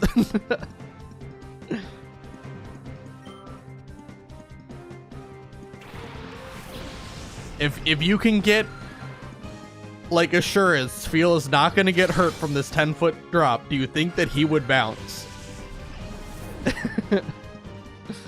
Spiel is this weird cross between a beach ball and a seal, and I hesitate to predict the collision physics involved. It's true. Alright, I'd love to work on the Venus sketch a little. Oh yeah, a little more so you would have an actual nice illustration to include in a video. I mean, completely up to you. I don't want to put any pressure on you or anything like that to get it done, and there's no deadline for it either. But if you're willing to do that, I would absolutely love to include that art. I have the original sketch that you sent me a link to back when I was doing that stream.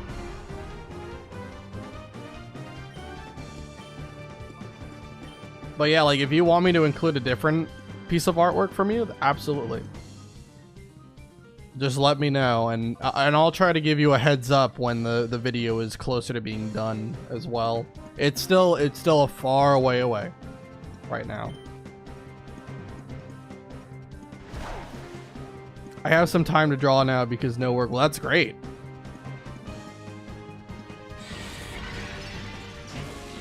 People are already under 1 bar of pressure. No need to pile on. Yeah, no, absolutely. I would never put pressure, especially like, you know, it's like doing something for free as well. Like I always feel bad for that. Yeah, but there's no pressure to do it. No pressure to do it.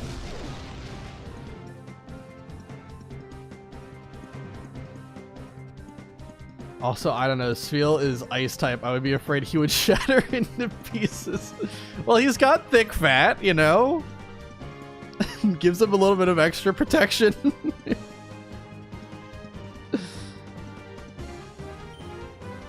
No worries. Well, thank you so much, Art. Absolutely. That would be awesome. He thick. Yeah. There's no such thing as a free lunch as the sort of thing someone who's never been to a soup kitchen says. Yeah, I mean, I just feel bad about it. Like I mean, I never asked Art to, like, you know, do anything for the I only asked if I could use the art for the video. That's the only thing I asked for. But I do feel bad not giving anything in return. Some extra defense, yeah. Feel Art isn't his name, you never have to ask. Well, absolutely. I mean, like, the thing is though, like, a lot of artists are struggling though because of, you know, AI and all that such. That's a topic that's just crazy stuff.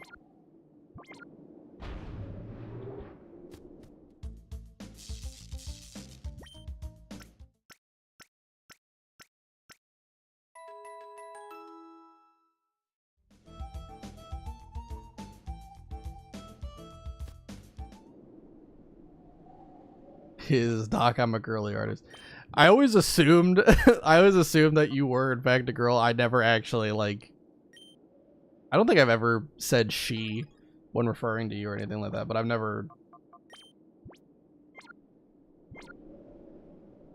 wanted to say it out loud just in case.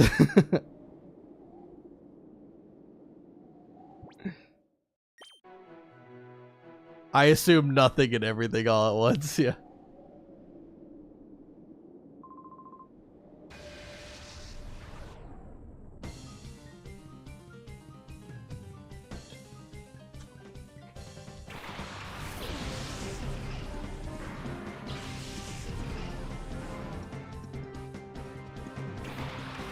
Art, if you are from not America, do you too enjoy tin fish?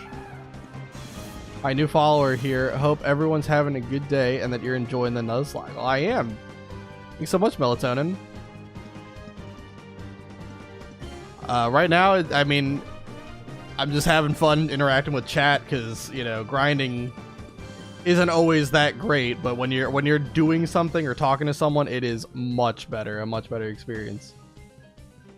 And I'm happy to have you and, you know, follow the journey of the Nuzlocke. Hopefully, this is my first ever time actually doing an XD Nuzlocke, so hopefully I can end up winning at some point. But I think we're only, I would say this is like just before the halfway point. I think once we beat Gonzap, that'll be like the official halfway point. But it's going good so far, and I'm enjoying my time with it. It's a much different game from when I did Coliseum, for sure. Everyone in here makes fun of me for getting in those sweet omega-3s. I mean, if you like it, all for it, you know, and especially if it's healthy, go for it.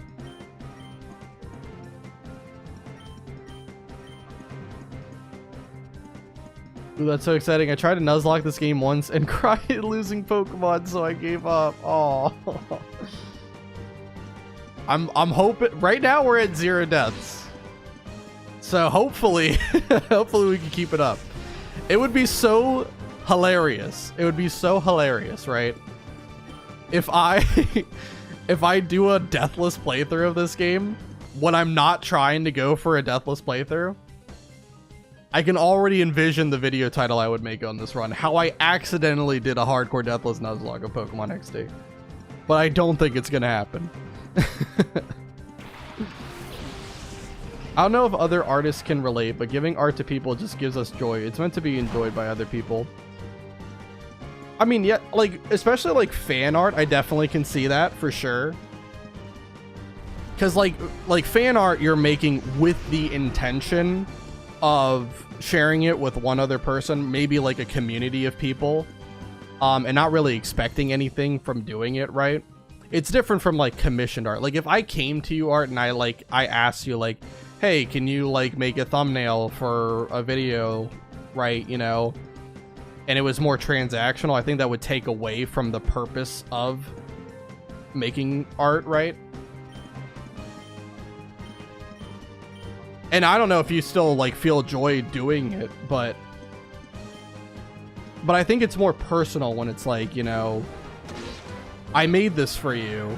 Don't expect anything in return. Here you go, right? I definitely think it is more personal with that. Fellow artist here, and yes, it's very fun to give art, especially when you know they'll adore it. I do eat tin tuna. Tuna is entry level. I am a big fan of anchovy. We're having a great conversation about fish here.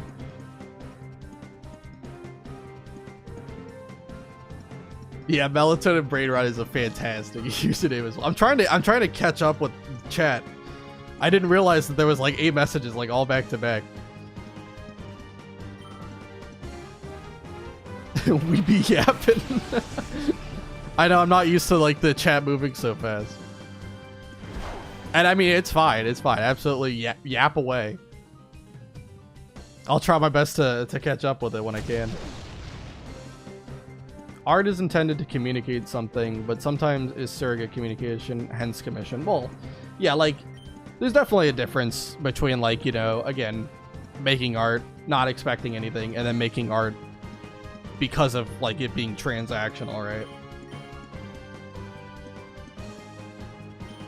I have never made fan art in my life. I think the only time I ever showed something I drew on camera in the...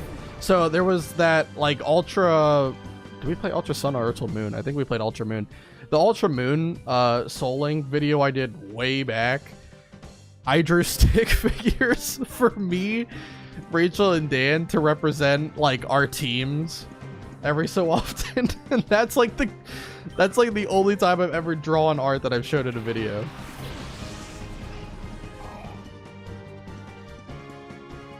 We try to distract you so someone dies in training. It would take a disaster to happen for me to lose someone training against Perp 6 of all people. I feel like every time I catch a stream, it turns into a yap fest. I mean, I would prefer it be a yap fest because that just means the chat's more lively. Like I said, when last stream, like, Lincoln and Shaman showed up for, you know, a couple of minutes each. And then once I started grinding, there was like no chat interaction and it was just very weird. And I just felt like I was yapping to the wind and it was very unusual.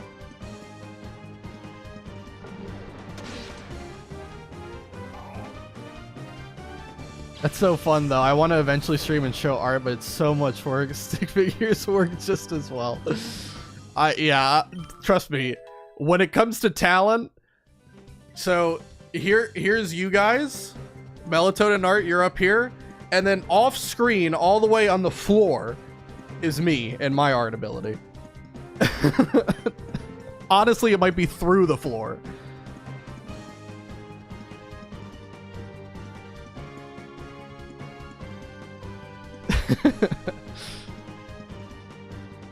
But yeah, like, absolutely, like, streaming, and especially like streaming like art, like, it's actually really interesting. Like, I follow a couple of like YouTubers and streamers who do like stream like them like sketching art or like, you know, tracing outlines or whatever they're doing. It's really fascinating seeing it. I don't have that level of skill at all, but it is really cool. It is an absolute talent to have. I'm gonna get rid of False Swipe here. It's just not good.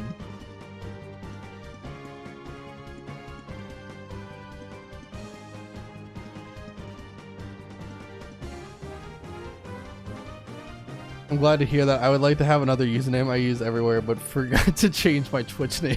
Whoops. If it's through the floor, isn't that a talent in itself? I mean, I get... If we're getting into idioms, sure. I guess technically my talent, yeah, it's so bad, it somehow underflows and it becomes great again. I'm the best artist of all time, if that's how we're measuring it. Streaming your working process would be fun, but also challenging. I'd be nervous. Yeah, I mean, absolutely. You have to be comfortable. And I think that in and of itself is like a skill that you would develop over time, right? You know, it's different when you're drawing without someone watching you and only like the final product is shown. It's a different thing when you're showing the process, and yeah. Like it's totally dependent on, you know, just getting more comfortable with it, but absolutely you could do it.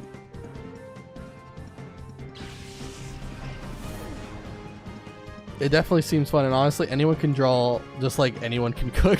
Shout out Ratatouille.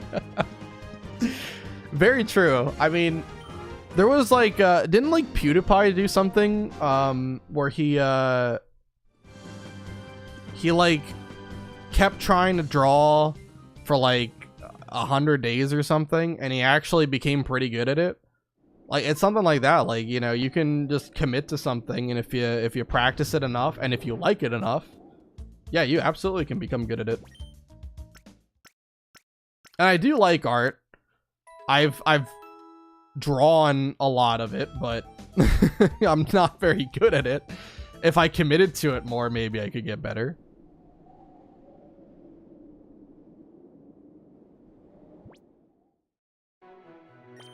I'm really trying to catch up with chat. I learned from a young age that if I had to make a living by either artistic creativity or number crunching, I better cling to that calculator for dear life. Kind of me, honestly. Yeah, definitely. I'm a little bit more left-brained in that regard. I've gotten over the anxiety with putting myself out there. I still gotta set up social media and all that, though. It's so much. I mean, I'm rooting for you. Like, it is definitely tough to put yourself out there and you know, go through the process of really starting to really get into like the social media world and upload all of your stuff. Like, it definitely is a lot, for sure.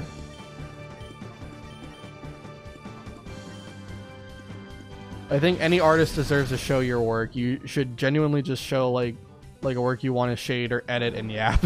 Yeah, definitely it helps if you're able to like talk while drawing as well, because then you have something on screen that's obviously like people love to see, and then you have, you know, engaging conversations that you can have with your followers.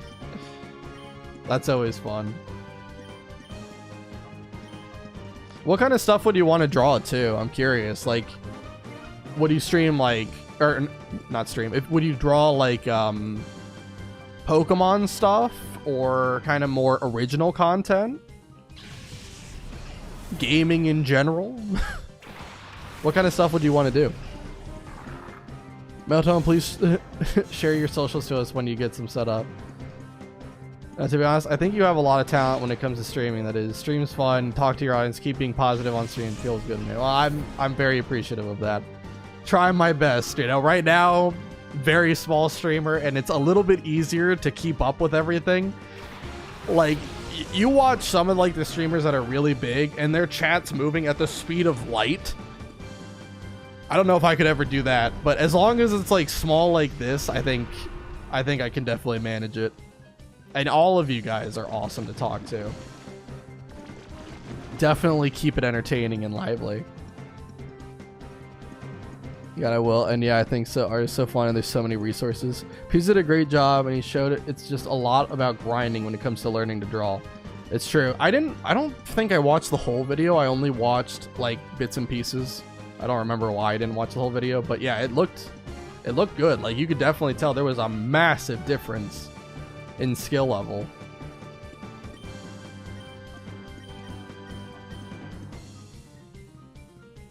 I've been working on a bunch of stuff. I draw fake Mon, original characters, Sonic characters. It's a plethora, and I have so many whips. Doing a great job. I have trouble watching big streamers, especially because small communities feel far more supportive. Yeah, I mean, I agree with that. There are some big streamers that I do like watching. Like, they're so entertaining that even without like really interacting with chat, they're able to carry a stream a lot better. Right? But definitely it's always nice to like get into like kind of a more smaller channel and just kind of pop in and actually have like legitimate chat interactions. I want to start doing that myself and like, you know, like kind of watching streams, doing like watching like smaller creators. Maybe we could even get into like rating people as well. I don't know.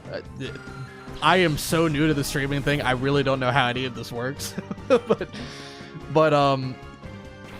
definitely I want to start like supporting like, you know, kind of smaller creators as well. It's just it kind of sucks because like I'm always looking to see if anyone else is doing like Pokemon XD Nuzlocks, Pokemon Coliseum Nuzlocke, because that's what I've been doing recently. No one is doing either of those, and so like I kind of wanted, you know, if I ever was to raid someone, I would want it to be somebody who actually was kind of doing stuff that is similar to me. And I'm really trying to find people who do that, but I'm having no luck. Maybe I'm just not looking at the right times or something. Because I'm sure there's people doing it. And especially there's like ROM hacks as well. Like I know there's like Grand Coliseum and Pokemon XG, I think, are the two ROM hacks that someone made for both of both the GameCube games. But I don't know anything about them. I don't know anything about them. It's always okay to just ignore too if chat becomes overwhelming. Yeah, right now it's fine. So some of the messages I've been kind of reading in my head, not really reading out loud, just so I can catch up quicker too. When I used to stream, I was rated once. Was pretty awesome, yeah. I actually was rated once while I was doing like a souling stream like a while back. It wasn't like a massive raid. I think it was only like 2 or 3 people, but you know, it was still cool.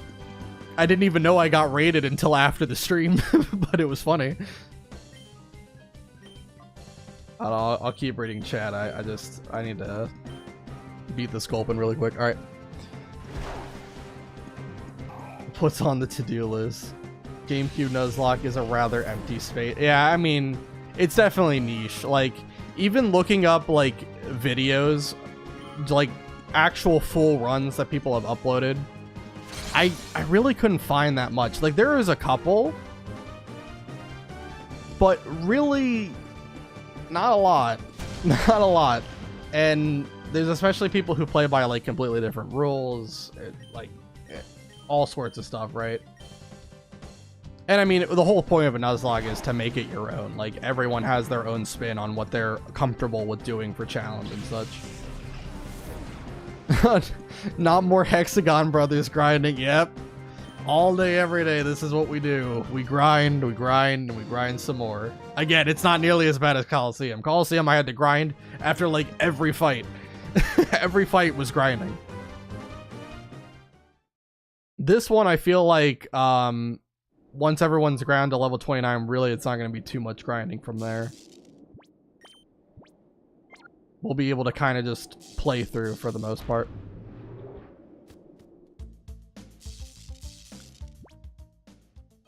Proud moderator and friend of the creator of Grand Coliseum. Really? Really? That's incredible. Like, so what was changed then? I haven't really, I haven't looked at it like at all. I know it's like a different, like it's I guess slightly more difficult version of Pokemon. Pokemon Coliseum already is difficult, but it's a more difficult version of Pokemon Coliseum.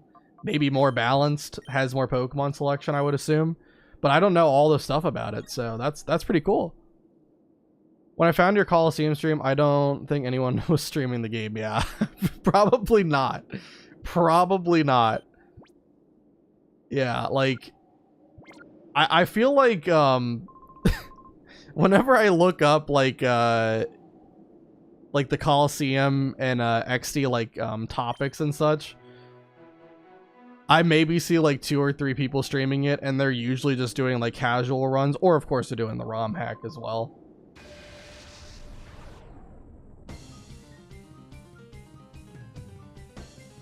What the fuck? I think Adgard is blocking the live chat on YouTube now? Really? Why? Why would they do that? I did hear that like YouTube is kind of cracking down on ad blockers and such. And apparently like how they've been like addressing it has been mostly like making the experience worse for users. Like making videos kind of buffer sometimes, or you know, the quality lower. Like they've been doing all sorts of weird stuff. And then they're like, oh, it's happening because you got an ad blocker on. If you turn the ad blocker off, then you won't experience all this. Like, it's pretty weird. I don't know. And for the record, I don't have a problem if, like, right now, I'm not monetized on either YouTube or Twitch. But even if I was, I don't have a problem if anyone uses an ad blocker, by the way. Honestly, a lot of the internet is kind of unusable unless you have an ad blocker sometimes. There is just so many crazy pop-ups.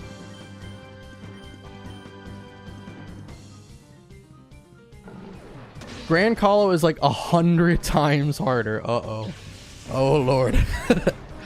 It's a change with physical special splits, adds fairy type and regional variants, Alola Marowak and Ninetales, and overall is just a much harder version. Even the creator herself struggles. Oh my god. I might have to check it out at some point though. Maybe I'll stream it. If I did stream it, I don't think I would do a Nuzlocke of it. At least not my first playthrough. I wouldn't want my first playthrough to just kind of be like a blind thing, but that would be kind of cool. Just watch when Pokemon Coliseum and XD Gale Darkness comes to Switch 2 that you'll see a lot more streams. I definitely think that is true, yeah. And hopefully it'll be just in time for whenever I finish my video on Pokemon Coliseum. Swagger.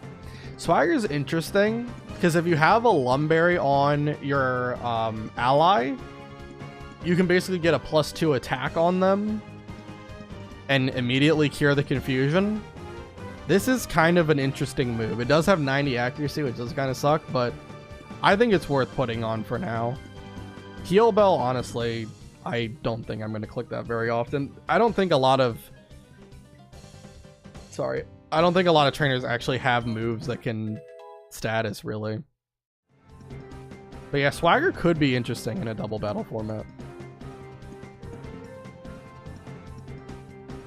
YouTube sucks so bad these days. So many scam ads. Well, that, yeah, especially like AI ads. They're all over the place too, and they're becoming kind of crazy. How hard it is to tell sometimes.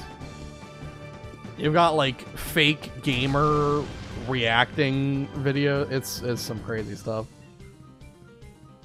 Ah, yes, Grand Coliseum Streamline. We'll see. I think right now, so XD is obviously, you know, I'm gonna complete that, go to completion with it, and then probably after that, I actually might be moving away from Pokemon just for a little bit, because there's 2 other really fun run ideas I have for other games that I really want to do. But then I would probably come back to Pokemon, and maybe we can talk about doing Coliseum, or Grand Coliseum and XG after that. There's also something else I was thinking of doing as like kind of a one-off thing. It would be a complete meme stream to do, but it would just be like a goofy thing. I'm just trying to figure out the timing of when I want to do it, but but it's something that I also have on my mind.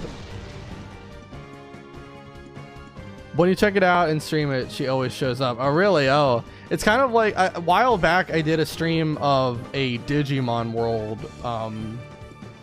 ROM hack called Digimon World Vice, and the developer showed up for that quite a bit. And he even helped me quite a bit because I had no idea what I was doing for like 90% of it, but it was fun.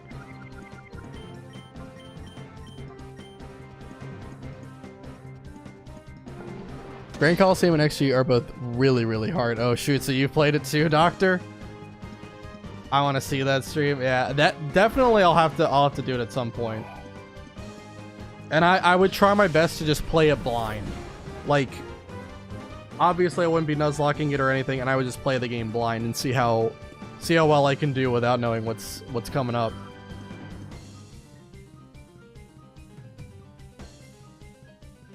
There's no government agencies that actually regulate ads and stop scam and malware ads from popping up. Nah. Well, I mean, like, advertisements, they're definitely getting out of control with just how common they are and how deceptive they are sometimes. Definitely that is a cause for concern, for sure. I wish it wasn't like that. You're nothing but a Pokemon streamer, dude. I don't think anyone would watch you play something else. That's fine. It's not ever about viewership. At least not for me. Like, when I was doing Digimon World, though, I actually was getting some decent viewership. Digimon community, very underrated. Those fans are some of the most chill, phenomenal people you will ever meet in your life. If you've never played a Digimon game, you've never given Digimon a chance, you've never interacted with the community, absolutely do it. They are awesome people. Very passionate about the game. They love it when you just talk about playing a game. Even if you say that you hate the game, you don't like it at all, you have like 1,000 complaints, they still love it that you're just talking about the game. It's so funny. I know you want to stream some other stuff. I'm just on the spectrum and could watch the same game a lot. I mean, yeah. I mean, I could play the same game a lot. I've done a lot of Nuzlocks for, like, you know, I think probably the game I've Nuzlocked the most is Ultra Sun, Ultra Moon. I'm not even joking when I say this. I probably have close to about 500, 600 hours of playtime just Nuzlocking Ultra Sun and Ultra Moon, which is insane. You just reminded me, wasn't there a new Digimon game coming out or is out? Yeah, it's Digimon Story Time Stranger, I believe is the full name. And that looks pretty cool. I'll be very excited when that comes out. Here, I felt that so hard. This is legit my favorite game and first game ever. I love seeing people play it over and over. Yeah. I don't think I could, like, I probably couldn't play it like back to back. Because I feel like if you're just playing it like back to back, it would kind of get a little bit dull. But if you take like a month or two break in between, absolutely, I could come back to it over and over again. It only took me 4 years to get my doctorate in medicine. My PhD took me longer. Exactly. Play games you like. To be honest, you stream what is most fun to you. Otherwise, it kind of defeats the purpose of streaming for fun. Yeah, I mean, absolutely. And I still think like the challenges will be fun, you know, and even if no one watches them, if you guys don't find it interesting, that's fine. Perfectly fine. But it'll at least be fun for me. And it'll be nice to just kind of refresh myself, not having to focus on like a Pokemon game for a little while. And then I can come back to Pokemon and I'll be spry, ready to do it all over again, right?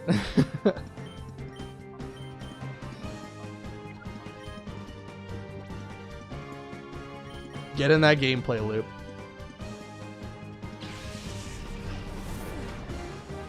It's 2nd October for new Digimon. Yeah, that sounds right. Yeah. There's a lot of games that are coming out like either later this year or next year that I'm really excited for. I don't know if I really want to like stream any of like new releases because like especially like if it's like a story game like what Digimon's gonna be, I don't really want to get spoiled. I don't really think a lot of people here would do that, right? Like I don't think any of you guys would do it, but yeah, like I'm always worried about people like coming in and like spoiling games. That's why I didn't want to do like Deltarune on stream, for example. I had a lot of fun with Deltarune playing it off stream. But I'm worried, especially because Undertale's community has been known for kind of backseating a lot. So yeah, that's why I didn't really want to stream that game. I would love to stream Deltarune after all 7 chapters come out, and then I've played it for myself, so that way no one can actually spoil anything for me. That would be kind of fun. I got that many in Omega Ruby line, judging. Yeah, I mean, definitely for me, I think, like, if we're counting all Pokemon games for how much playtime I have, I probably have roughly at least 4,000, maybe 5,000 hours in all Pokemon games. It is insane. 1 damage from tackle, by the way. I've somehow knock-on spoiled on Deltarune. Do your best. Do your best to stay away from spoilers. It can be tough sometimes. Yeah. But it is a great game to experience. I enjoyed playing Chapter 3 and 4.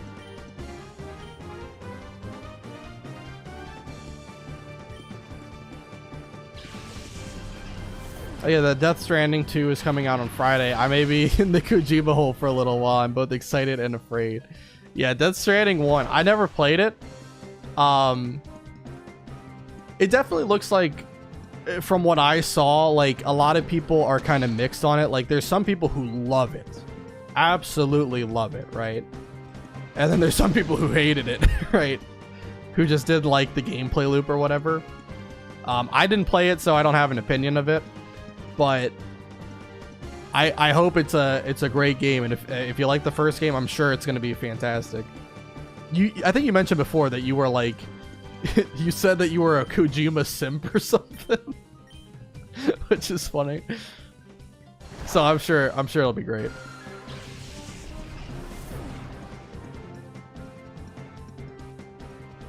The K-hole is a felony in my country, but you do you. Yeah, you are. I don't want to say it like that. I don't want to. Yeah, I don't want to like call anyone a simp or anything like that, but but yeah. Those are your words. I cannot handle the unparalleled expo dumping. Definitely, like, with story-related games, it definitely helps when the game doesn't, like, handhold you and, like, you know, tell you a whole bunch of stuff at once, right? Because they're worried that the audience wouldn't just understand it from context. So definitely, I understand that a lot. Like, a lot of story, like, heavy story-based games that I've played, JRPGs are probably like the biggest example of this. They exposition dump a lot. They will go over the same plot points a lot of times. I still love playing JRPGs though, but it's quite comical sometimes how little they trust the player to just understand the story, so they have to, like, explain it to you 15 times so that you finally get it.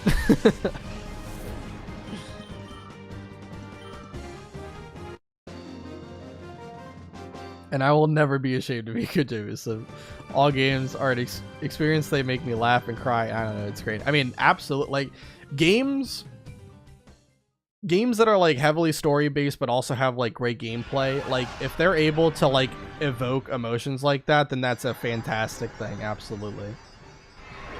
Like, I think probably like the game that I played that I had the most,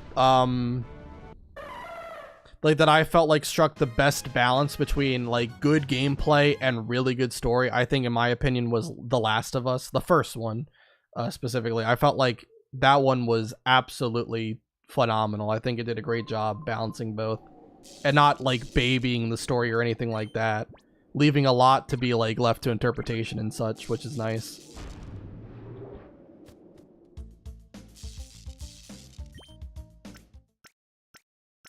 I prefer when my video game underexplains the story so badly that I get confused when the main villain has 3 heartfelt text boxes at the end. See, like when there's like ambiguity, I typically don't really like that too much. I kind of like it when a story is able to, from start to finish, tell me a story, right? Like, I don't like it when it's open-ended, because I don't want to write the ending for you. I'm here to listen to you tell me a story, right? You know, just finish the story. Don't make me finish it for you. But I know a lot of people love ambiguous endings, so I mean, to each their own. That's fair, Doc. Like, he can talk. You like it when a story is a story? I love it when a story is a story. Beginning, middle, end. I'm a very simple creature. I don't like it when a book that is supposed to be 300 pages ends on page 200.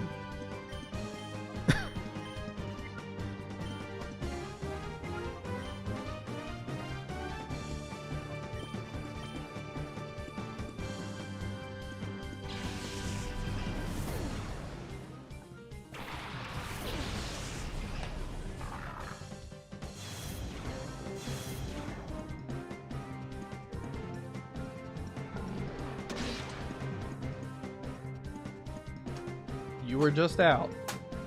You gotta wait. You have to wait. I'm being harassed by my dog again. What is your problem? Stop. You think you're hilarious. Wait. What are you doing? Stop.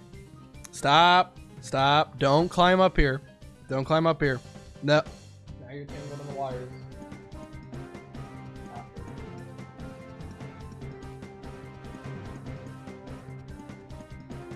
It's okay. Just wait. Crazy dog.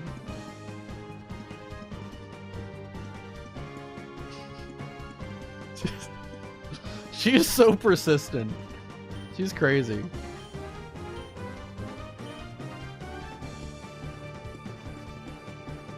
Alright, she left the room though. She'll give me like 10 minutes before she comes back here. What about if you have a 50-page reading assignment but find out it's almost all pictures? Yeah. I mean, if I just have to read 50 pictures, that's a dream. Like, back when I was in school, I hated reading. Like, I lived in the era of, you know, Spark Notes kind of being a thing, and that was like the go-to place when you had a reading assignment and you didn't want to read. You would just Spark Notes whatever the heck the reading segment was. Phenomenal. Can attest. Great. It's like the 2 biggest things that like I needed when I was in like high school. I needed Spark Notes, and I needed the Control F hotkey to look up keywords on a computer. Like the 2 biggest things I needed.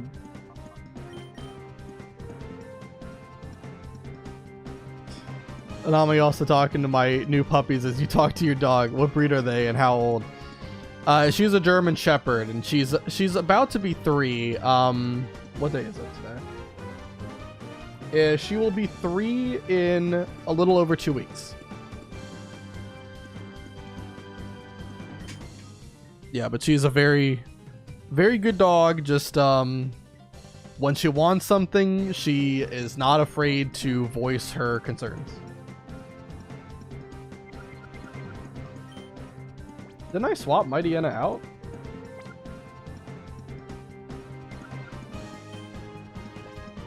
Did I not lock in Mawwile's move for the turn? Is that what happened? I think that's what happened. I think I forgot to click a move for Mawwile.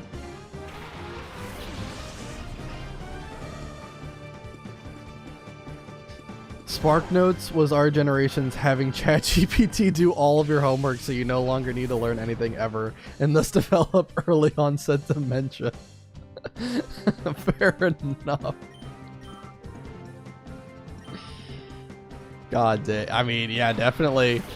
Well, now like at least in my college, there was like plagiarism checkers. Let me tell you something. Those plagiarism checkers suck. They do not work. They are horrible. I hate them.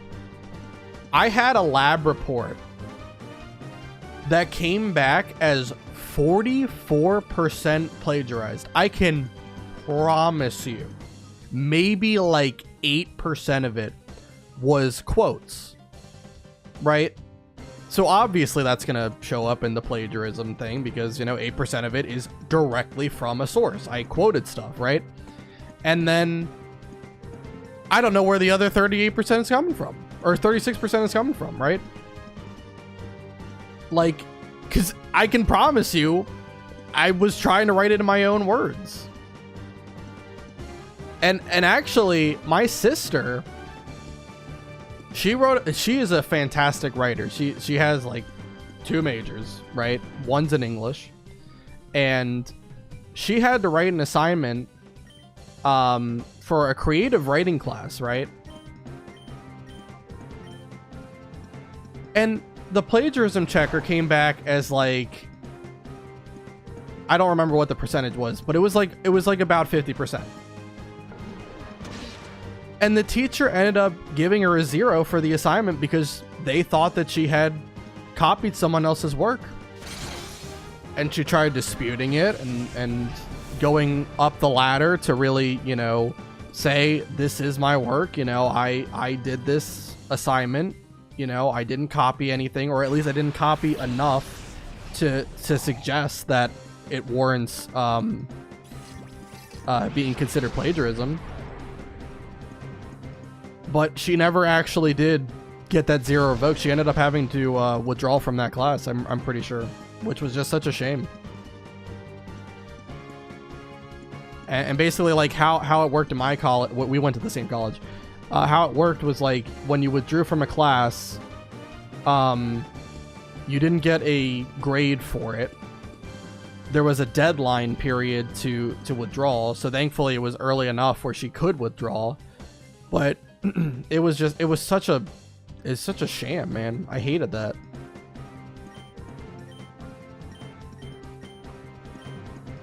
Like, she's a very talented writer. There's just no way that she would have cheated on that assignment. Like, I believe her wholeheartedly when she says that she didn't plagiarize anything.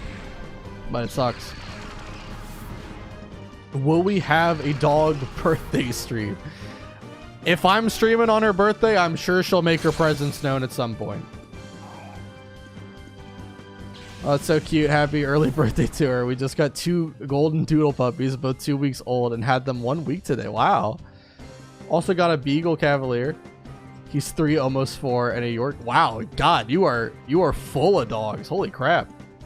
Yeah, we've always been a 1-dog household. We thought about getting 2, like about 13, 14 years ago. We thought about getting 2. Decided it was just too much. Especially German Shepherds are like just absolutely psychopaths sometimes. Like, she's enough to handle, absolutely. Proud to say I just graduated college and never used AI on assignment or ChatGPT in my life. Well, that's great. I mean, it's definitely not needed by any means. Like, honestly, SparkNotes wasn't needed. Like, I only use SparkNotes because I was too lazy to read, you know, 1 chapter of a book that I didn't care about. I hated that we had to read books that were assigned to us. I felt like it would have been better if I got to pick the assignment, right? Or pick, like, the book I was reading. Then I would actually like it more. If I personally got to, like, go out there and pick a book that I wanted to read about, maybe I would actually have more interest in it. But no, we have to read things like The Scarlet Letter and The Grapes of Wrath. Tragic times. I couldn't even tell you a single goddamn, like, thing about those books anymore. Plagiarism checkers are such bogus. You could never read the paper but have similar wording and it flags. Yeah. And especially sometimes you have to quote. Sometimes that's just part of what you have to do. You have to quote, and that's going to show up. 2 weeks to... Oh, so 2... Okay, I was about to say, I was like, wow, 2 weeks old. Or 2 weeks... that was crazy. But okay, 2 months. That makes more sense. Makes much more sense.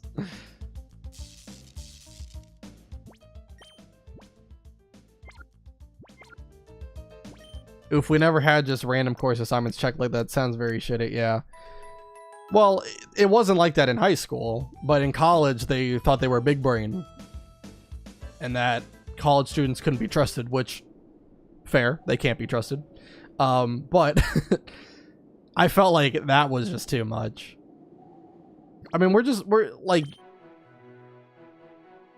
leaning on like this crappy AI program that doesn't do a good job at what it's supposed to do for determining if someone cheated or not. And I don't understand what the heck the point of that is. Hey, I love reading and I still chose to use Spark Notes or summaries.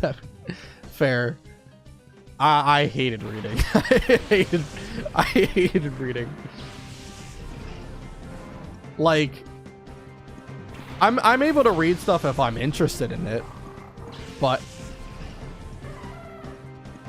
okay, can I finish this battle and then I'll take care of you? Is it okay if I finish this battle? Here, hold on.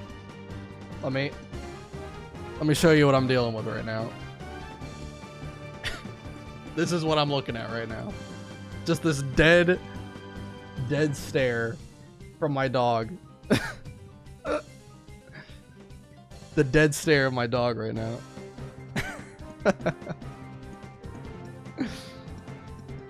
Crazy stuff. Got a tongue hanging out and everything.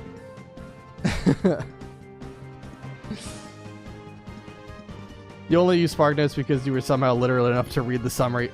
No, get down. No, stop. You just gotta let me finish this battle. I promise. I'll take you out in just a second, okay? Just 1 minute. 1 minute, okay?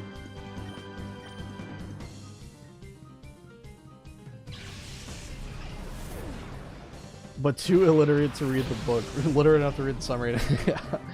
To be fair, like, there are just some, like, especially there's like some books they made us read that just like clearly there was some level of old English, right? And I didn't know what the heck they were talking about. I don't know. It's like listening to like aliens speak. It's crazy. And when I'm already not interested in it, then it's even worse. Nowadays they put text in white, so if you use ChatGPT, lines like, if you're using ChatGPT, add this and it proves cheating. Oh, really? Interesting. See, I wasn't in school during the era of ChatGPT, so I never really had to deal. Oh, actually, maybe I was in school during ChatGPT, but it was like really early on, when like in my last year. Maybe I was in school. I have to look. I'm not sure. How old is ChatGPT? But yeah, I mean, definitely there has to be stuff for like AI and such. My favorite was when an entire college creative writing class had ChatGPT write their papers. It wrote basically the same thing for each of them, and the professor failed them all. Then the students were all up in arms, as if forcing them to write creatively for their creative writing major somehow violated the Geneva Conventions. See, in that situation, absolutely, you get what you deserve, right? You knew the risks of using ChatGPT. You reap what you sow, right? That I understand. But like having these like plagiarism checkers that don't work dictate whether or not you cheated, those are the things I had a problem with, because a lot of times they were just wrong. Trust, if I see creative writing that is clearly AI, it makes me so mad. I was reading fan fiction and someone left in the rewrite this more romantically in the middle, and it made me so heated as a not professional writer. Oh my gosh. That's like that's like sending an email to like your boss and then forgetting to change like insert boss's name here or something when addressing them. That's terrible. just clawed my arm right there. Put the paw down and wait. I'm almost done. Almost done, okay? Promise you. Promise you. I'll take you out in just a second.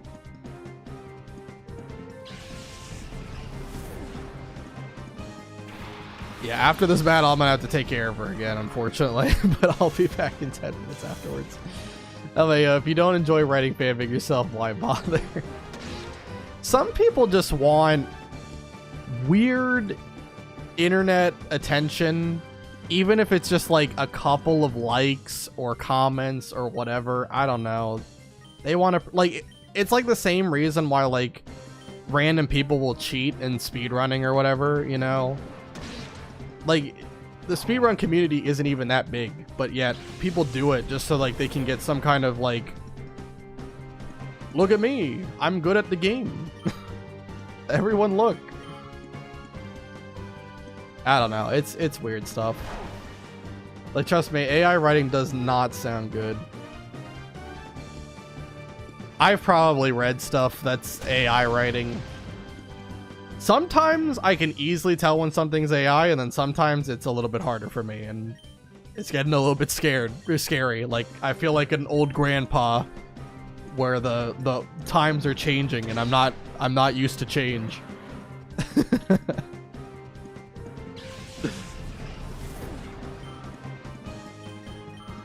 It's like, there's like one meme. It's so stupid. It's like the Incredible Hulk meme where he's like breaking down crying. And it's like, guys, I'm struggling to find the difference between AI and real images. I relate to that one a little bit. Sometimes it's obvious, sometimes it takes me a little while, and sometimes I don't even notice a difference, and it's getting bad.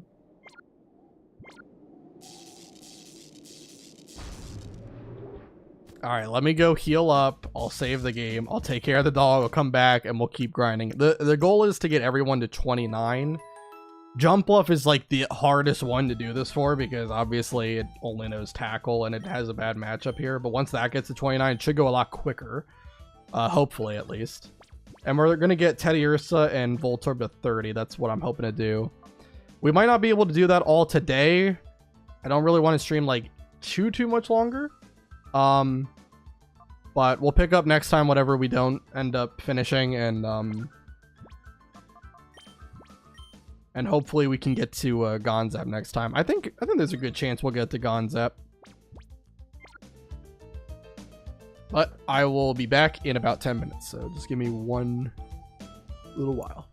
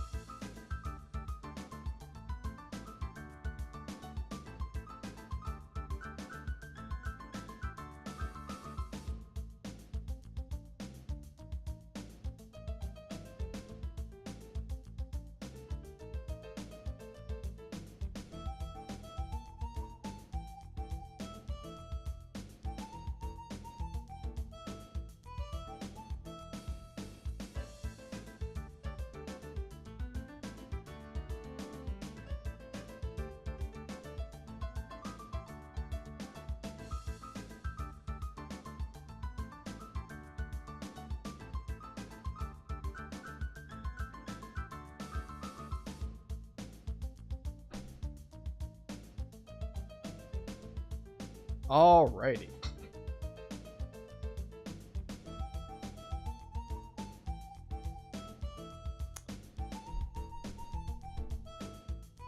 Let's get back to grinding here.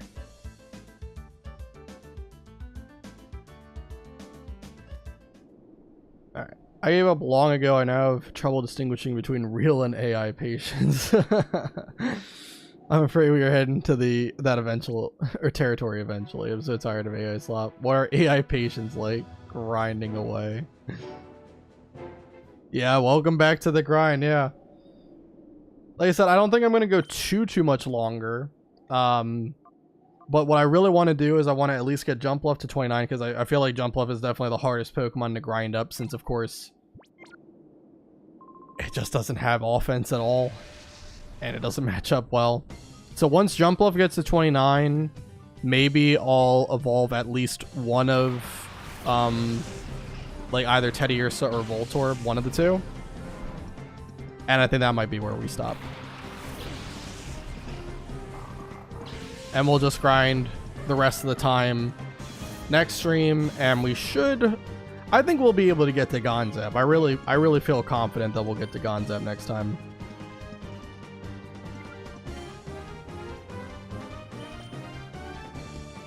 Because honestly, like, there isn't, like, too many fights in between, like, right now in Gonzap. Like, I want to say there's only, like, 8 or 9 mandatory fights in between them.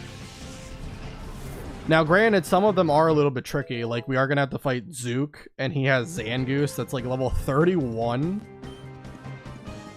That's a tough Pokemon, but we don't have to worry about catching it, because I think we encounter it during the time where we don't have the snag machine. So remember, the rule is it's the first catchable Pokemon, right? So whenever we lose our snag machine, we can't catch anything. Any shadow Pokemon I encounter is not catchable, so we're not going to worry about those. So that means like Nosepass and Zangoose are not going to be encounters.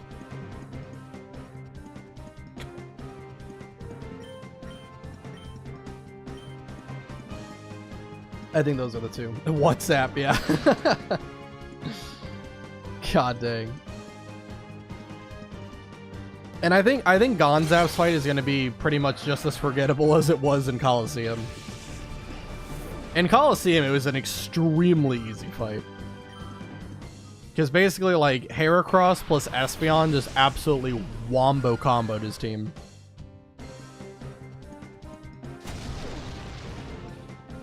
But, here, I do think he has, like, an interesting strategy, to say the least. All of his Pokemon, I think, except Electrode, no Hyper Beam. Which is fantastic.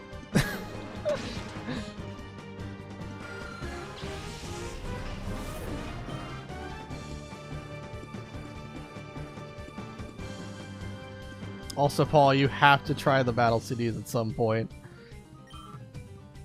So, the only thing is the battle CDs don't give, like, a lot of great stuff. But if you want me to try them, absolutely I can.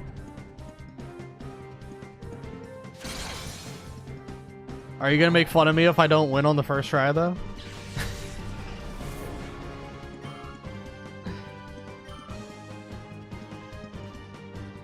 But, I'm waiting. They have some super fun gimmicks and stuff. Well, I know that, yeah. Like, I'm not gonna argue that they're fun. They're just not, like, very good for helping me in a run. But I can do them at some point. Honestly, if I don't end up doing them throughout the run, maybe like the bonus content I'll do after the Nuzlocke is just doing all of the battle CDs. Instead of doing Mount Battle to get Ho-Oh in Coliseum, we'll do that instead. That would kind of be cool. I learned basics for competitive Pokemon playing them as a kid. I mean, I can imagine there are some interesting things they have you do. I don't remember all of them. The only one I remember, I think, is like there's one with like you have like a team of slaking or something. That one's interesting. I think that was one of them.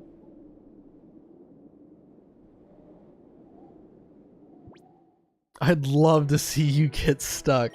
It probably would happen. There are some like very specific steps you have to do to win them. So yeah, I could try them at some point. Is there a plan for the next games coming up? Okay, so one of them I don't want to announce yet. One of them I don't want to announce yet. I want it to be a surprise. I'll say this. It isn't Pokemon. But it is going to be a Nuzlocke. I'll say that. The other game that I'm going to be doing after Pokemon XD is done, whenever we're finished with it, it's going to be Bug Fables. It's a very niche game that probably many people here have not even heard of. But it is it's a very fun game. I have a ton of playtime in it. It's one of my favorite games of all time, honestly. And yeah, that's the one I want to do next. It's going to be like a level 1 kind of like level 1 hardest difficulty, because there's actually like a like really hard mode. There's hard and then very hard mode that the game has. And I'm going to be level 1 the whole time. It's going to be a fun game. I don't even know physical special split. I just pretend I know what's going on with type matchups. So fair enough. I mean, definitely, like, it can be a complete shell shock to try to get into, like, competitive or Nuzlocking, like, for Pokemon. Sometimes you'll have to look up information. Even like, if you know type matchups and stuff, you'll have to look up, you know, extra information about like what movesets the Pokemon have, what IVs they have. Like, it's all sorts of stuff. It's not easy to get into it for sure, but it's still fun to watch, I'm sure. Does it have bugs? Maybe. Quite possibly. Yeah, I think so. You have 3 main characters that are in your party. You have a beetle, a bee, and a moth. Calculator hardcore Nuzlocke. Yeah. Yeah, I just load up the calculator app. I just start running hypotheticals. If it does, it's got to be good. Yeah, I mean, it's a very fun game. Like, if you've ever played Paper Mario, it's basically that if it was made by fans of that franchise, and they even got like feedback from the rest of the community, both the casual player base and the more hardcore player base.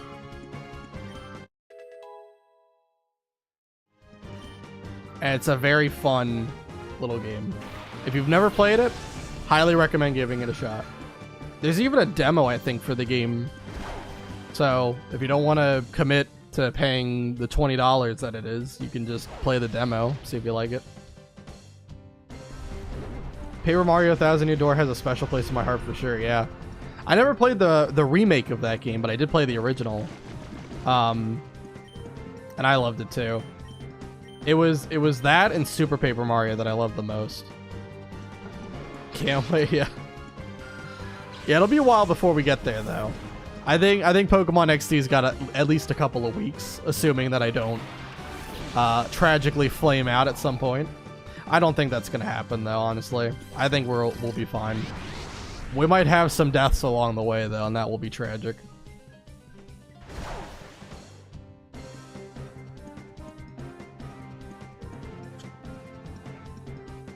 But as of right now, it's going well. We have 0 deaths, and we fought 3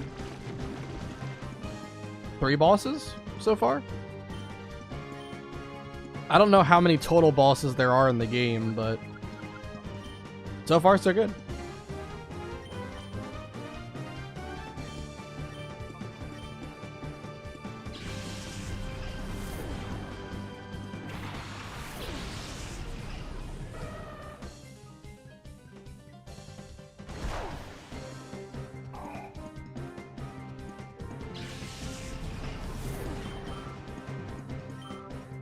Also, I need to look and see if Teddiursa has an item or not. I've battled this guy probably like 15 times since I last checked.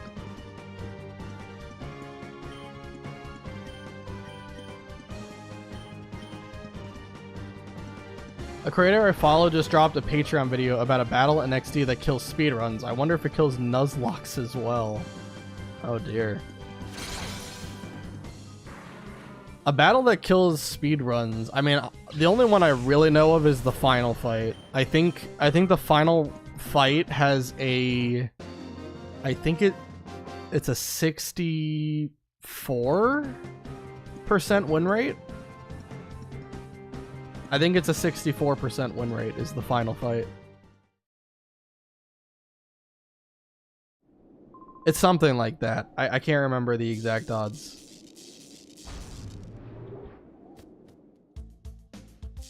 For Nuzlocking though, I'm gonna be honest, there might be deaths, sure, but I don't think there's gonna be a wipe on a run. Even the final fight, I think, will be okay. But we'll see. You never know. Could get absolutely terrible on luck.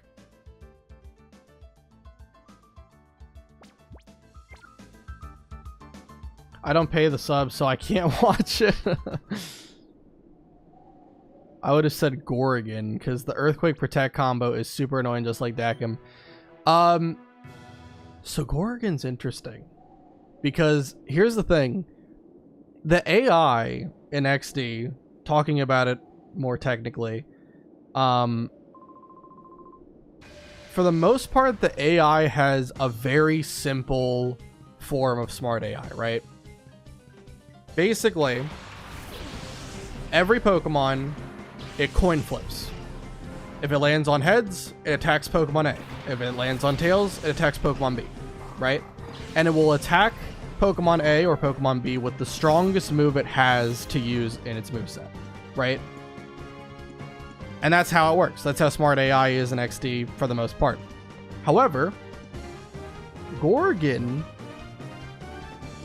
I think, has a different brand of smart AI where he will click Earthquake even if the move is not very effective.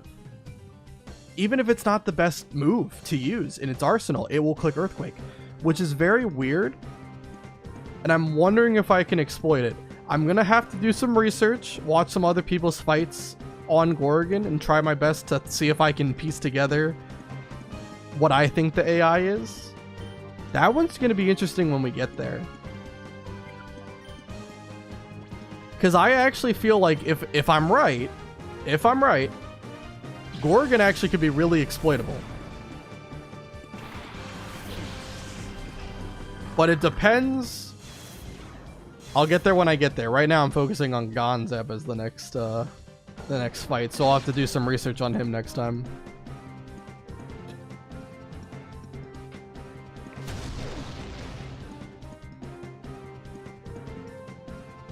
The unpredictability must be horrible for speedruns in XD. It is. It is. I actually watched the world record run.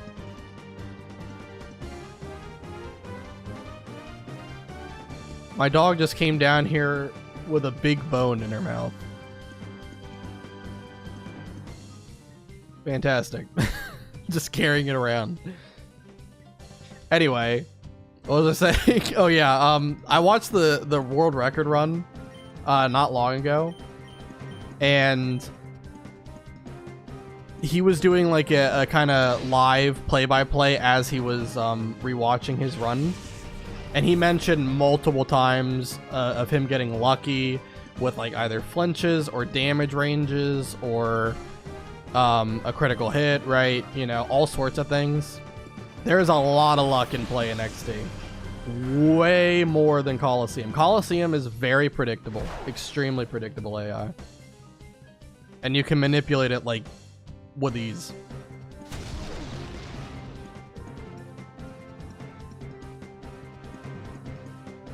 I've notoriously had so much trouble with this fight, even with flying types. Well, I think if you use flying types, you wouldn't use Earthquake. Because typically how the AI works is they don't click a move that doesn't have an effect, right? That's typically always a part of their AI programming. But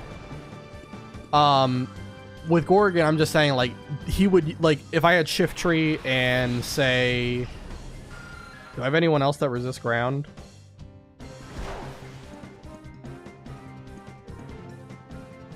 I don't think I have anyone else who resists ground. Okay, pretend I have two Shift Trees. Okay, let's pretend I duplicated them. If I have 2 Shift Trees on the field, he would go with Earthquake, right? Even though it's not very effective. But if I have 2 flying types, he wouldn't click Earthquake because it wouldn't have an effect. Again, I can't say that for certain, but I think that is how his AI would work. But I will need to research that when I get closer to that fight. It's because the Earthquake Protect combo is hard-coded such that it overwrites the smart AI when it is an option. Yeah, I mean, like, I think it's probably closer to how it works in Colosseum. In Colosseum, there were 7 different versions of smart AI depending on what trainer you were fighting. And that made them favor certain moves over the other. So like Mirror B and Ein, they always go Rain Dance. Ein is very weird. I don't know if anyone knows how Ein's AI works. Ein is so again, Colosseum AI, most Pokemon just simply click the move that does the most damage against whoever it's attacking, right? And Ein doesn't do that.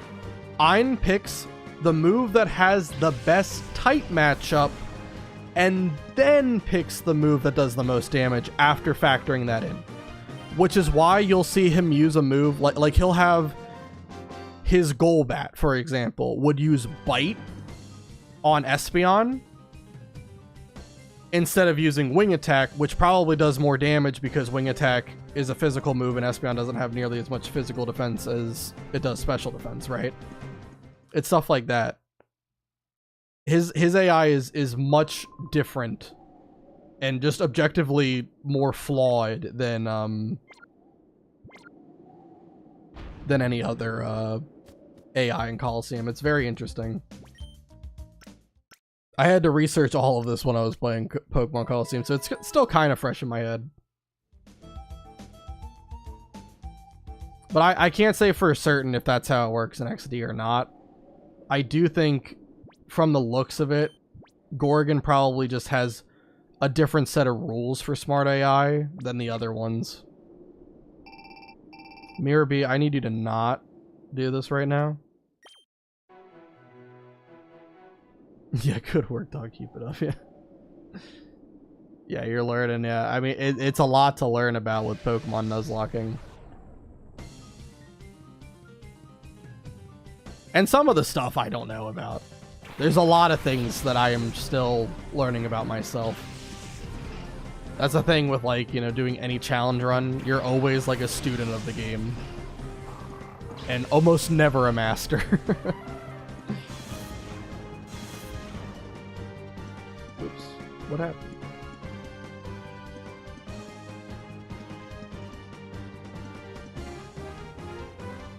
I don't know what is going on. Whenever I try to watch the stream on my phone, every so often, like, the app crashes. I don't know what's going on with that.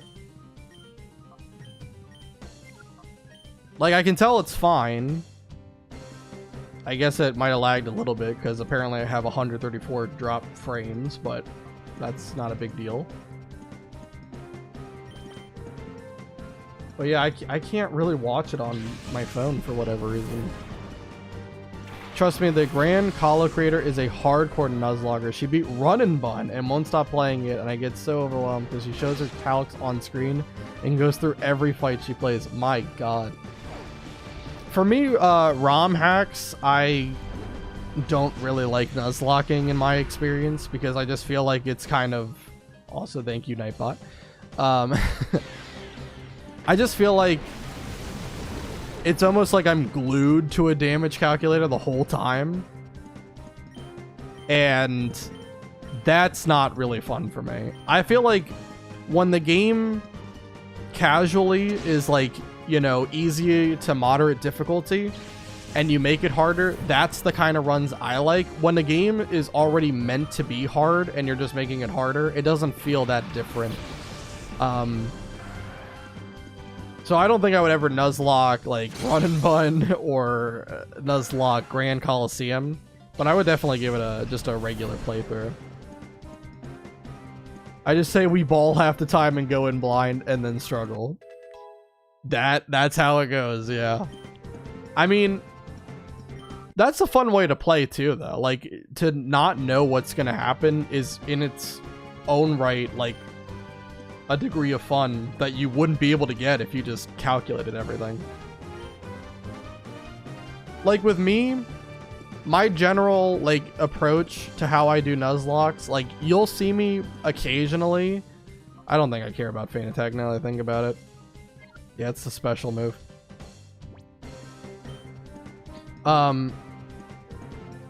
You'll see me occasionally pull up a damage calculator during a battle.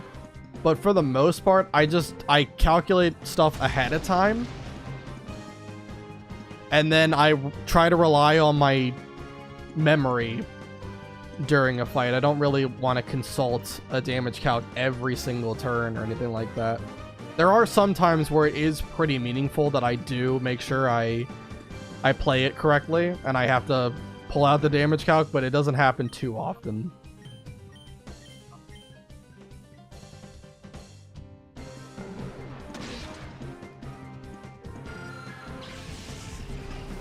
It did happen quite a lot, though, when I was doing the Pirate Coliseum. And I was all sorts of lost while trying to catch Mawile. I had to damage calc all sorts of things. It was crazy.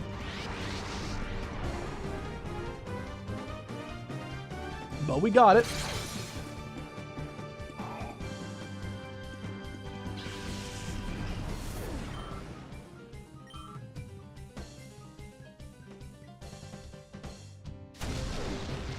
I honestly don't know who I would say is harder to catch, Mawile in Pokemon XD or Absol in Pokemon Ultra Sun, Ultra Moon. They're both incredibly difficult Pokemon to get.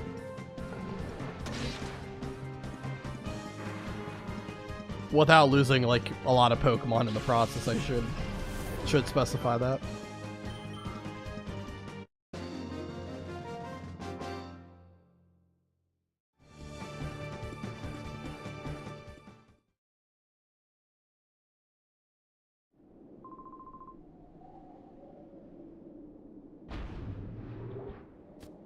Also, wait, do I still have Mighty End in the lead? I do. And he, or she, leveled up, so let me, put someone else in here. Chompy's almost at 29. Let's get Chompy done, too. Yeah, we'll definitely get Jump Bluff to 29 here, and then, yeah, we'll try to get Teddy Ursa, I think, evolved. And that'll be where I'll stop, I think. Shouldn't take too much longer. What level is Jump Bluff? 27. It's about to be 28. Yeah, we're looking good here. After Mawile gets to 29, I'll put Teddy Ursa in. We'll start working on that. Oh, I gotta leave the area and come back.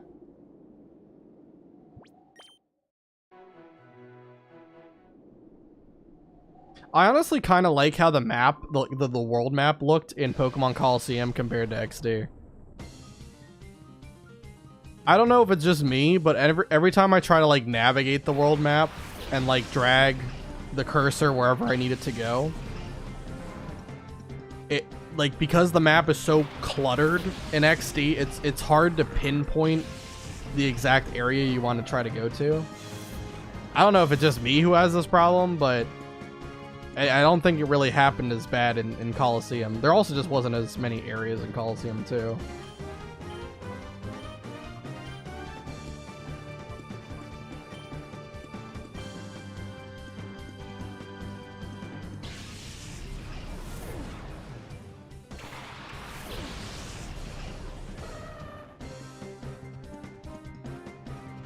If only Ursaring could evolve in this generation, too.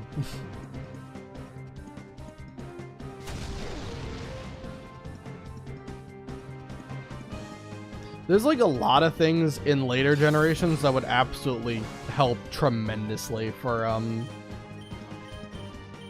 doing a Nuzlocke of this game. One of the big things would be choice items. Like, obviously there's choice band in Gen 3, but there's no choice scarf or choice specs. That would be huge. Life orb would be another really good one.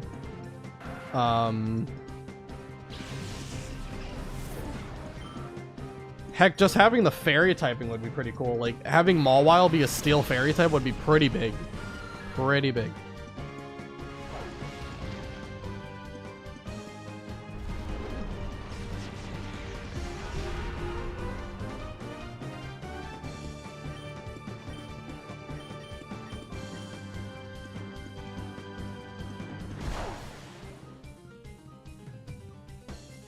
I just wish Mawile was stronger where it actually could one-shot some of these Pokemon here.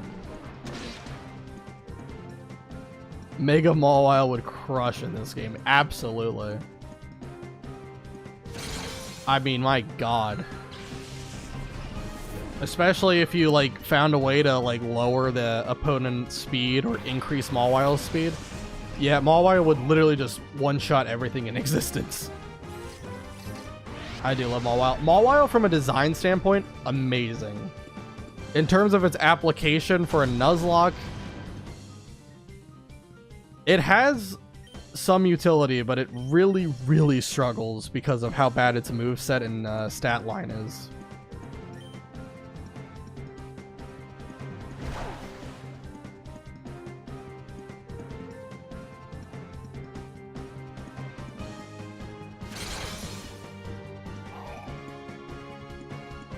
Like, if they just made it, if they gave it, like, say, 120 defense, 70 HP, and 70 special defense, at the very least you have a pretty solidly bulky Pokemon, right? And even though it can't do much offensively, at least it could be like a good pivot Pokemon or something. But yeah, it just doesn't have the bulk to really be like this defensive stalwart that can just tank hit after hit after hit. And even though it has Intimidate, right, like, it doesn't have the best defensive utility in the world on the physical side. Like, it's only 85 base with a 55 HP stat. It's not great. Like, Mightyena is better than Mawile in terms of just being able to take hits.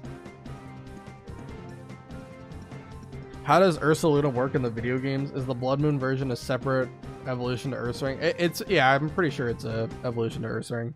I never played the Legends games, so I never have used Ursaluna. But all I know is Ursaluna in competitive is an absolute monster. The incredible power it has and pretty solid typing. Yeah, it can just run away with games.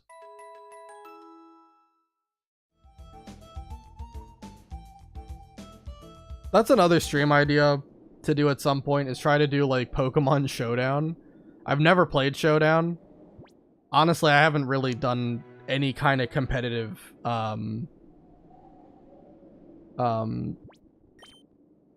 like competitive battling since like Generation 6 really was the last time I was really into it. But I would love to do like Showdown, just see how far I can get before I just hit a wall and can't beat anybody. Would be kind of funny. It's a separate event. It's not able to be obtained as of right now. Oh, really? You get it in Scarlet Violet after completing a Dex quest in the DLC. Oh, okay. I didn't know that. I never have used the like Ursaluna. I've only seen it in competitive play. I meant it can't be obtained by evolution. Yeah. So it's literally just like a mystery gift Pokemon. Like, here's your Ursaluna. No questions asked.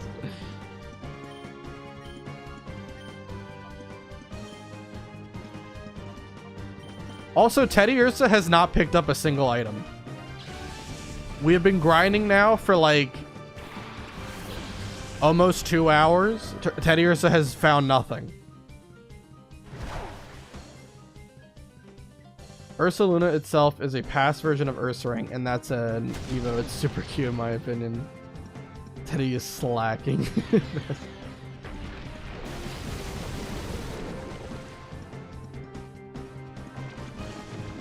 Yeah, Ursa Luna, I mean... I don't... What is its stat spread to? Like, I know... I'm pretty sure it's better than Ursaring. Here, I can just look it up.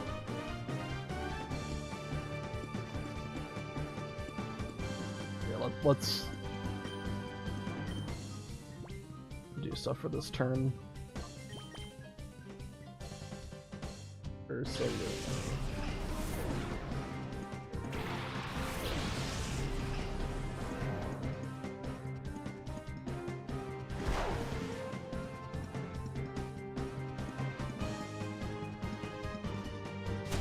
Trying to type with one hand for some reason.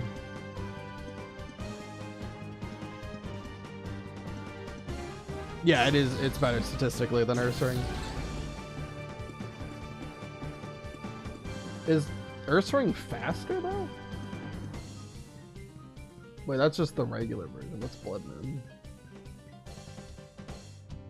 Ursaring might be faster than Ursa Luna.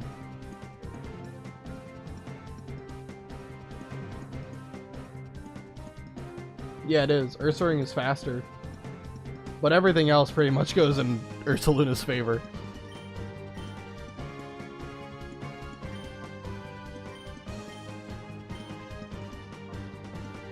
I think Brick Break is just going to be the best move to go for it.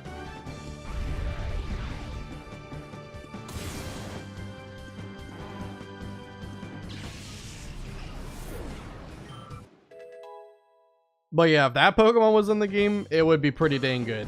I just looked at its bulk, and it is better than Ursaring, which is saying something, because Ursaring is pretty bulky.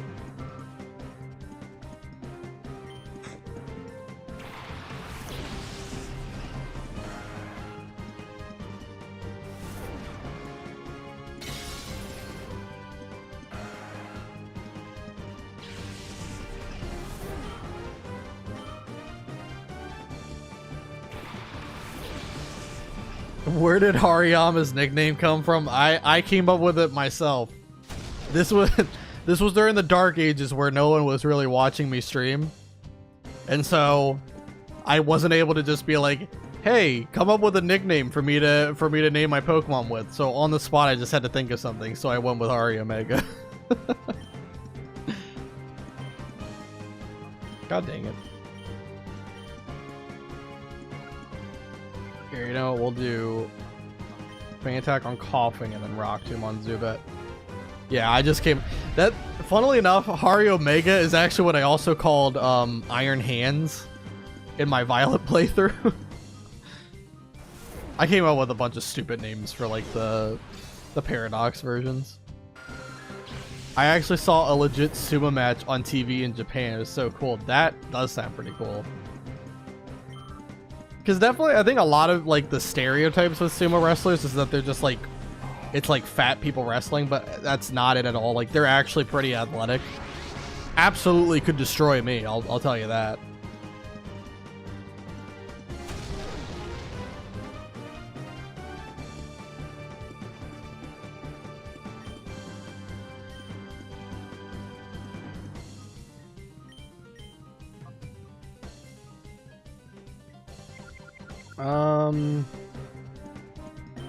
I'll attack Gulpin first. Gulpin's probably better to do. The guys were damn huge and it looked scary, actually. They had so much strength, yeah. I mean, definitely, like, you have to commit to some crazy kind of training regimen to, like, to bulk up that much.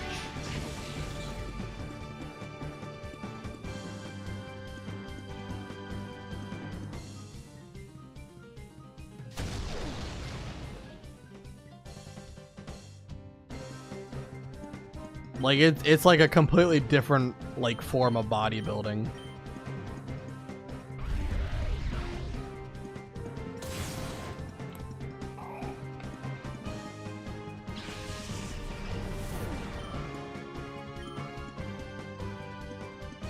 The sports were quite different there. It was fun to see, yeah.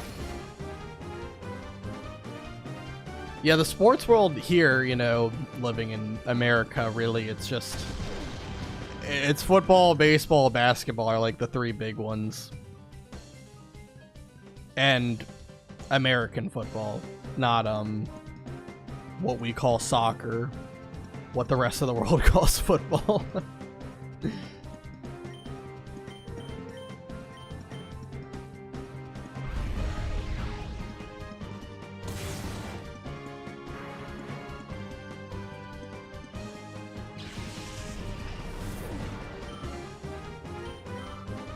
In Finland, it's like ice hockey and other stuff no one cares about. Well, ice hockey is interesting.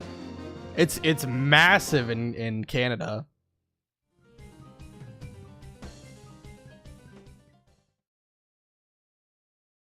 Like, it's kind of funny because like Canada's like really good during like the Winter Olympics like sports, because they just love the ice over there.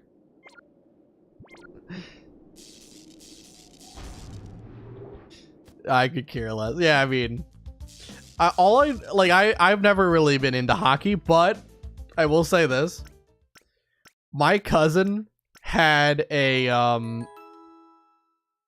like a copy of like NHL, whatever like the video game for NHL is called. I don't know.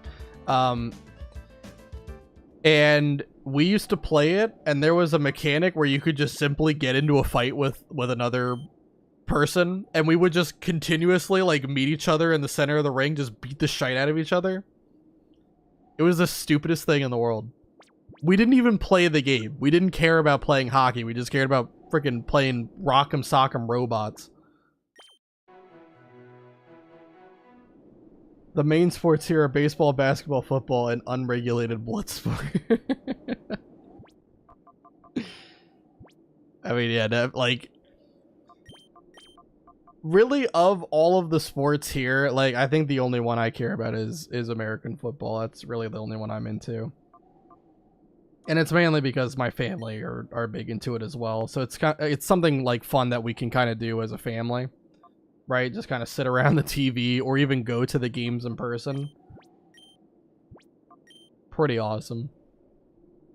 I'll tell you, being at like a sporting event, being in the stadium, it like that, and the energy that you will see is incredible. It is like 70,000 people who are just out of their goddamn mind, all wanting the same thing, their team to win. It's incredible.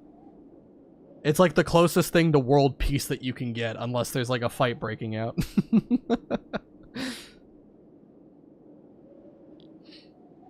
You could just jump and slide on your stomach on NHL games. It's silly. Yeah, like there was like so much detail put into the brawling mechanics too.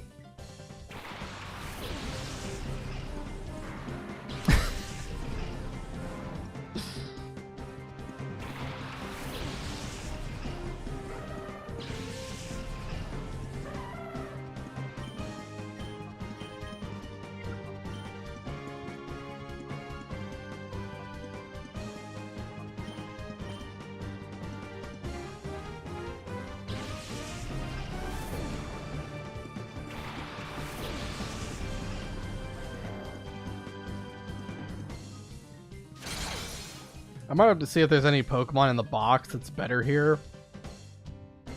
Because Hariyama doesn't match up well against poison types.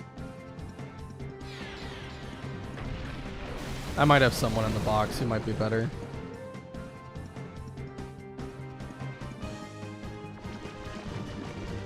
I've always thought sports are sort of boring. I'm not doing them myself and know the meta. I mean, yeah, like sports isn't for everyone, and that's perfectly fine. But there are some things that I like about sports. Sometimes I just like listening to people yap about sports. And it is a pretty good, like, you know, conversation starter. You know, like kind of an icebreaker with someone that you've never met before or something like that.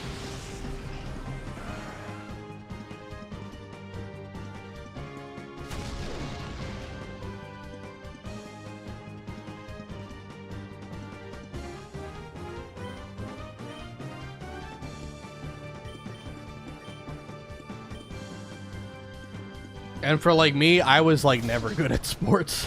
I was never good at sports. I played like a couple of sports. I played a couple of years of baseball. I played 1 year of soccer or football around the world. And I played a couple of years of basketball as well. I was never really good at any of them. Really, like, the big thing I was good at, though, across, like, all the sports was throwing a ball. Like, I have a decent arm. I have good accuracy and, like, a decent amount of strength in my arm. But it's the other stuff that I'm not great at.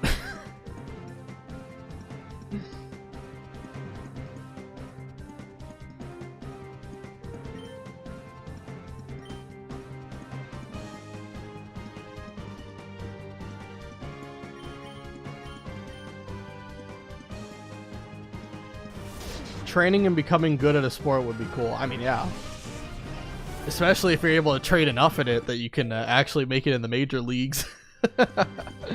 Get paid your millions of dollars.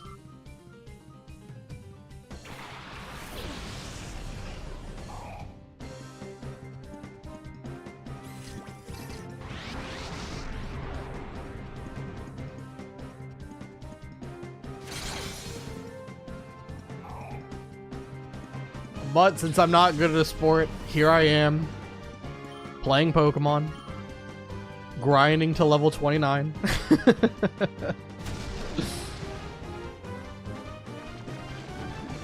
It's a great time.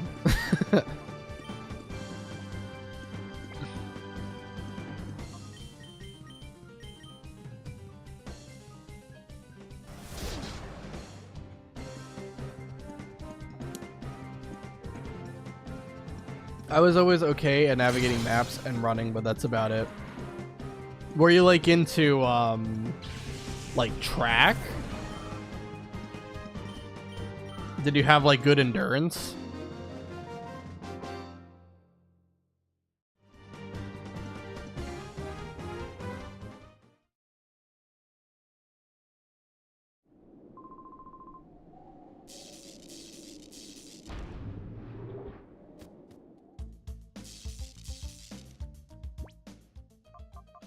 Is that the term? I was good at it in school. Yeah, track and field. It's basically like, essentially competitively racing each other, right? You stay in your lane, run around a track, and compete with everybody for the fastest time.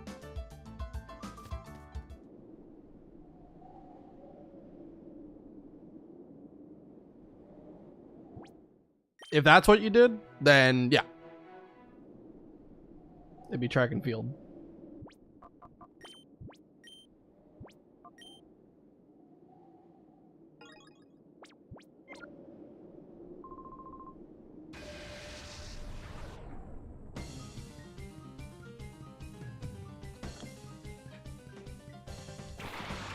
There's also like hurdling and stuff like that.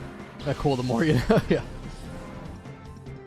I knew a couple of people who were like, when I was in school, like I had a lot of like friends who played like all sorts of different sports. Like I wasn't really close with any of these people, but I knew them and I talked to them a couple of times, right? You know, had some classes with them here and there. It was pretty cool. And I definitely knew one guy who was really into track. And I think he still does track today. I think he still does track.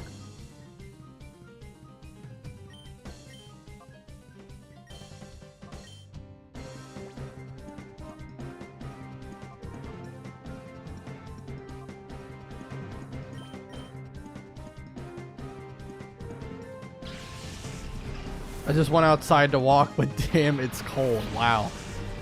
It's the exact opposite over here. When I took Cinder out just now, it's like 85 Fahrenheit over here, which is like well over room temperature, to say the least. I don't know what it translates to in Celsius. I don't know.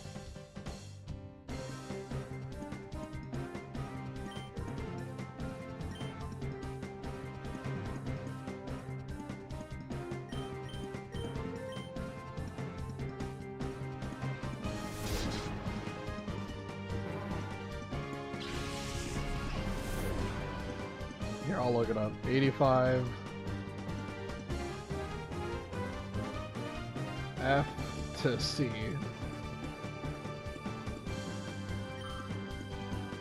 29.4 degrees Celsius outside. There you go.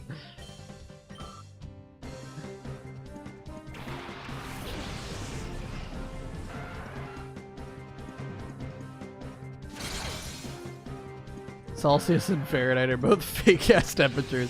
Kelvin is the real deal, yeah. Isn't that like you add, is it you add 273?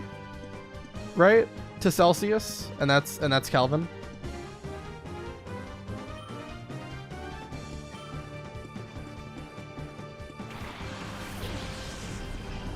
It's like 10 degrees Celsius and rainier. Yeah, that seems low. No, I gotta convert. Hold on. 10 50. Okay. Yeah, that's kind of cold.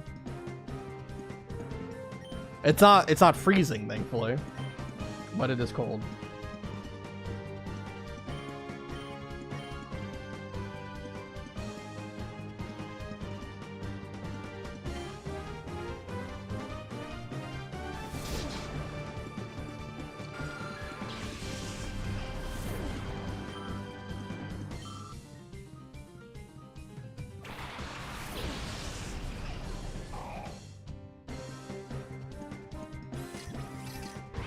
And like it's weird over here because at like nighttime, like the temperature fluctuates so drastically.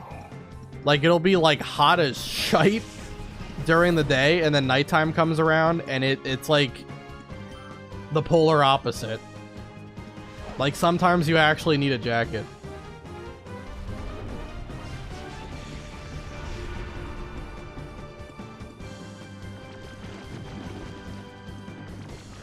It's like I'm living in the desert.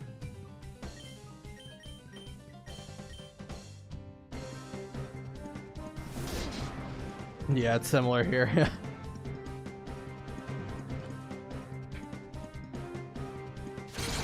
Just gotta move to some place near the equator, you know? That way it stays pretty much the same temperature year-round. Apparently it's supposed to be 35 degrees Celsius here next week. Oh, Lord. How hot? That's gotta be hot as shite. Hold on. Oh, Lord. 95 Fahrenheit. That's insane. Oh my God. Is it like dry heat? Kind of like what Arizona gets? Or is it like... like, you will feel the heat completely?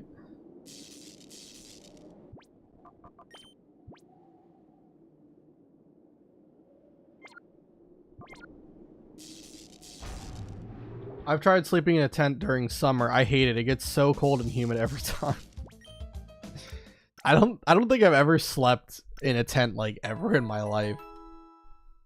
Camping has really never been like something that's interested me, but I can imagine trying to sleep in a tent during summer is like not fun.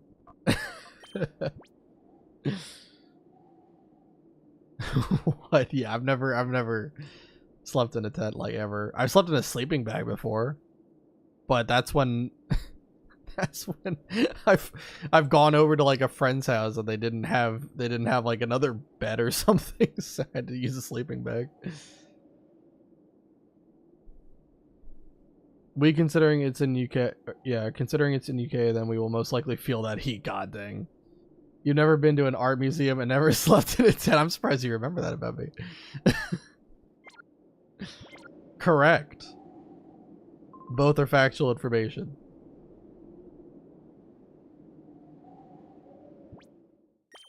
I'm sure one day I'll go to an art museum. I can't say the same about sleeping in a tent.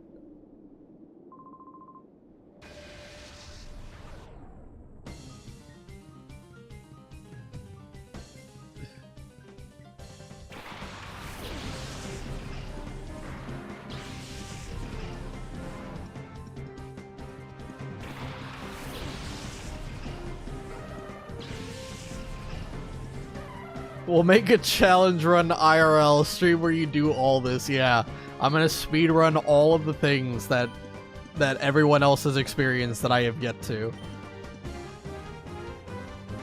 There's already videos like that, like where it's like surviving 30 days in the wilderness.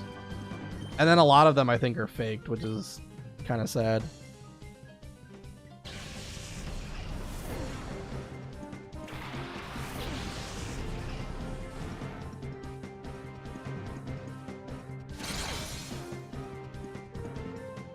Honestly, like around here, like there wouldn't really be a lot of things to make it a challenge. There's not a lot of indigenous species that would kill me or anything. I think the worst thing that we have around here is deer, honestly.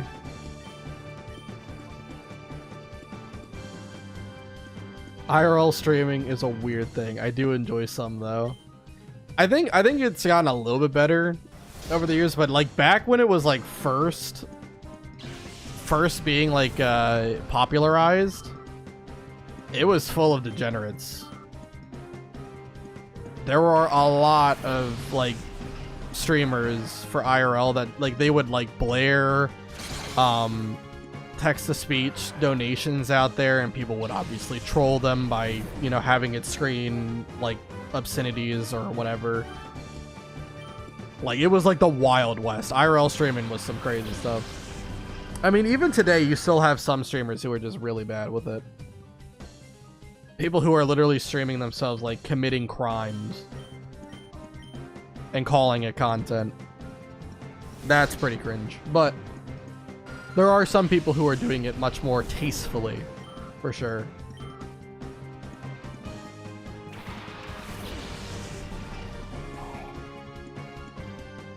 But it is still weird. I don't think I could ever do that. To be fair, felonies certainly get lots of views, true. But I'd rather watch felonies via like, you know, police body cam footage or something like that. I don't watch felonies of like someone like going up to a stranger and then like putting their finger in someone's food or some shit. Like that's just like, what are you doing, dude? Come on, man.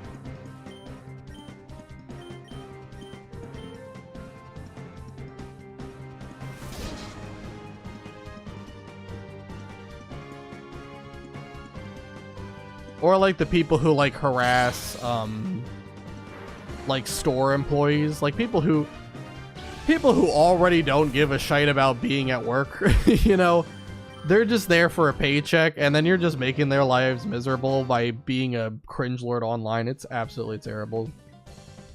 You don't enjoy financially, parasocially rewarding felons for engaging in felonious behavior? Yeah.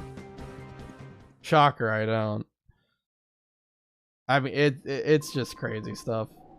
And I mean, like, hate watching is definitely a thing that people do. I don't really fully understand it. If I hate something, I can't watch it. I can't. Like, I've never understood that. If I hate something, why do I want to watch it? But to each their own, I guess. You totally strike me as pro felon. Yeah, you know. The guy who sits at home playing Pokemon hardcore Nuzlocking and frets over losing his digital Pokemon he has gotten for a couple of hours. He's only known for a couple of hours. He didn't even name them. He asked chat to name them instead. Yeah, that guy is definitely gonna go on to become the most wanted criminal.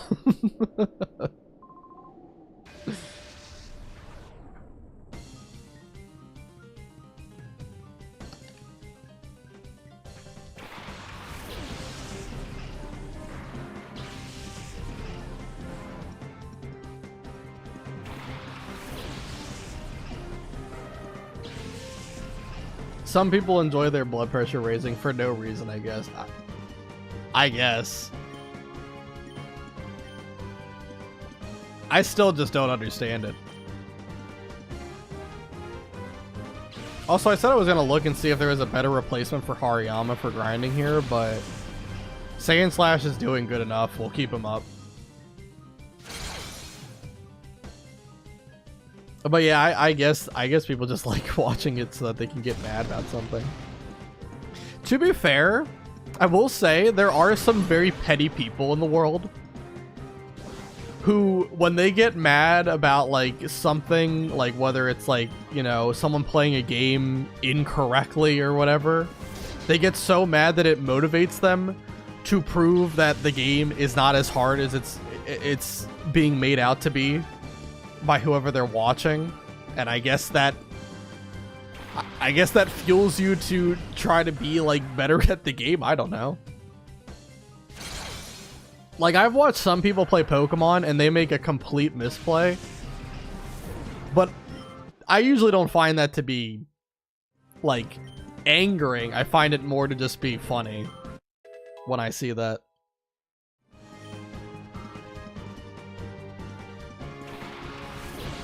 Self-righteous indignation is the currency of the modern age. Kinda true.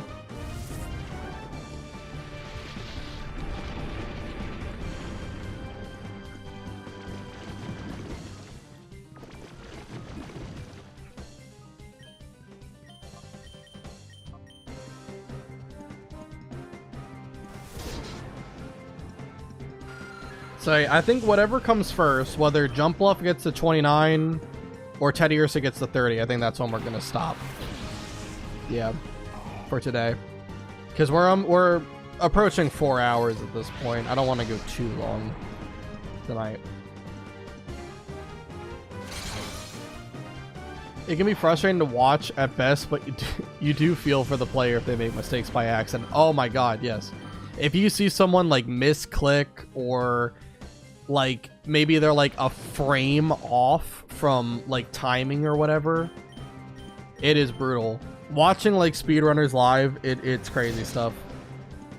The speedrunner I like to watch the most live is Worster. He does a lot of Pokemon stuff, mainly like he plays like Gen 4 and Gen 3 primarily, sometimes other ones, but usually those.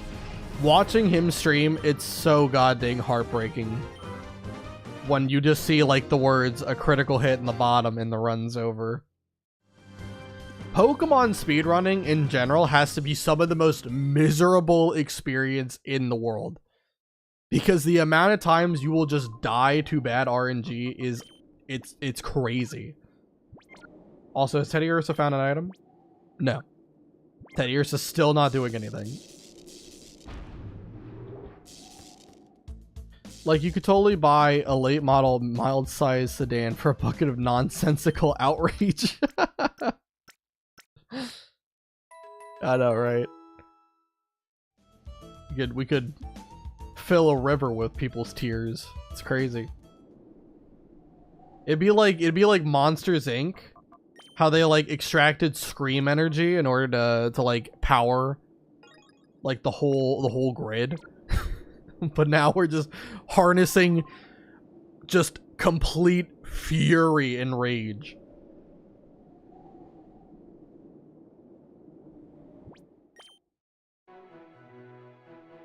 There needs to be a Monsters Inc. sequel, by the way. They had the prequel thing. They need to just make a sequel. Oh man, that was a good movie. Yeah, that was like, for the longest time, that was like my favorite movie. That was like, I legitimately probably watched that movie dang near 35, 40 times when I was a kid. It was like my favorite thing.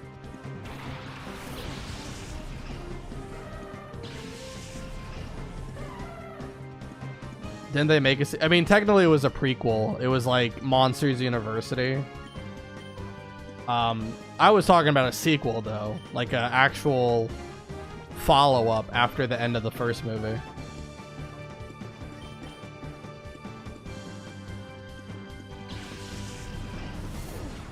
Toy Story is another one that was my favorite as a kid. I like Toy Story a lot.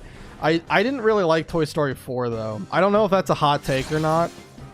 I didn't really like Toy Story 4. I think Toy Story 2 is my favorite, but I really did like Toy Story 3 too. Like 3 was pretty solid. I think if that would have been like the ending of Toy Story, it would have been perfectly fine. I would have been content. But yeah, Toy Story 4 I'm not really a fan of. And I think they're making a Toy Story 5, which I don't even know what direction they would even take Toy Story at this point. I feel like we've gone over all the themes at this rate. I don't know if I've seen that. You're not missing much if you haven't seen Toy Story 4. I mean, the big thing is, like, especially, like, those movies are made for kids. So maybe, like, as an adult watching it, maybe you don't like it as much. That obviously could put into play. But I'm pretty sure... When did Toy Story 3 come out? I gotta look that up now. Toy Story 3, when did it come out?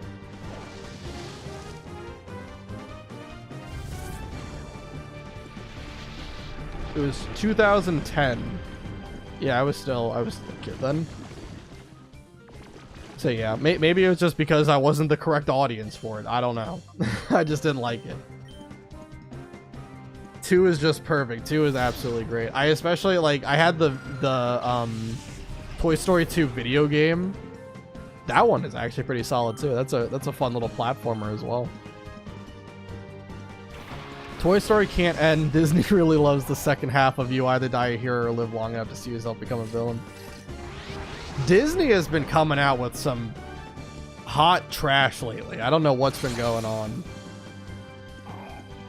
Like, they have been so committed to the live action stuff. And I don't really know why. Does anyone actually like the live action stuff that Disney is doing? Because I don't give a shit about it.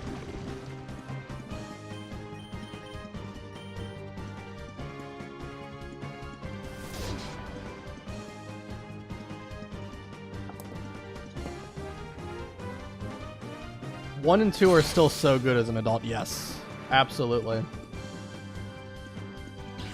There are just some phenomenal jokes in those movies. And really good lessons that they teach as well. I haven't watched any recent movies, so I don't know. Yeah, I'm not much of a moviegoer either. Like, I probably watch maybe 2 or 3 movies a year. And it's only when someone else wants to watch it with me. I don't really go by myself or anything like that.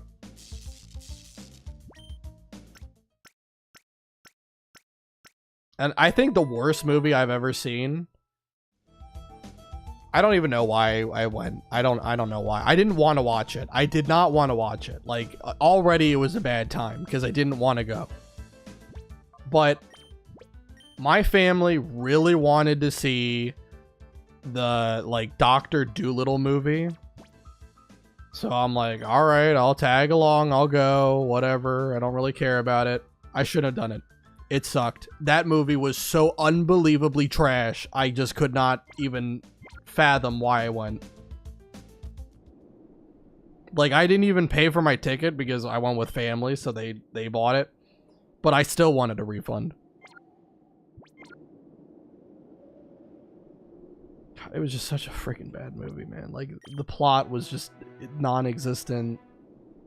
Things just happened for no reason.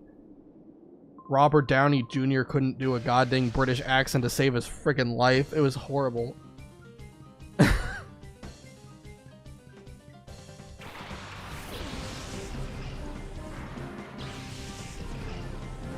There comes a point where you're so big as an entertainment company that people will buy literal shit with a Disney label on it.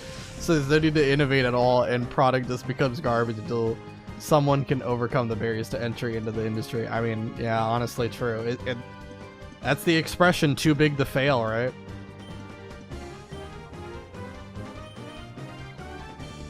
It's insane. I go like a couple of times a year to watch some weird indie movie. That's about it. I mean, that's kind of the best way to go about it. Like, just watch a movie that you're kind of like, that's kind of interesting. And then just go and watch it. That's it. But yeah, I'm not a massive moviegoer. Like, don't get me wrong, I have seen some legitimately fantastic movies, but I feel like, especially recently, I don't know, there's just like a lot of movies that come out that I just don't care about at all. I don't care.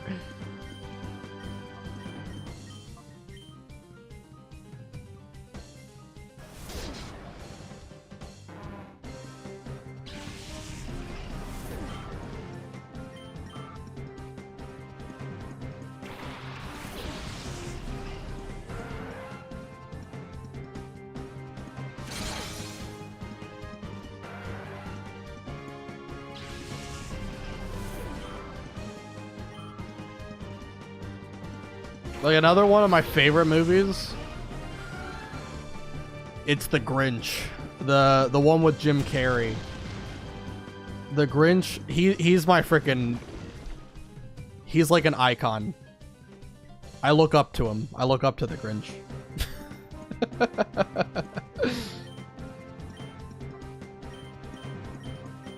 They have like that one thing in like Universal Studios where you can like meet the Grinch. And I kind of want to do it. I feel like that would be so goddamn funny.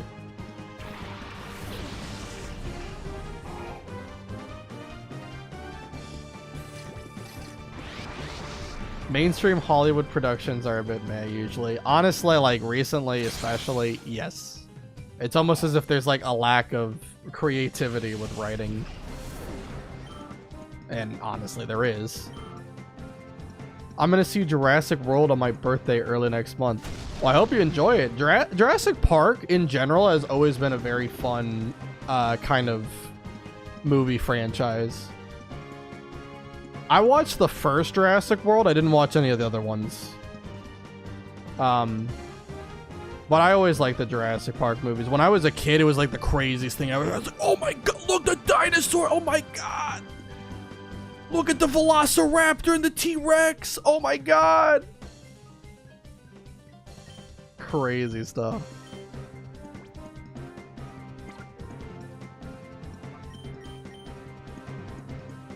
Do you hate Christmas? I feel like that wasn't necessarily the point of the movie, but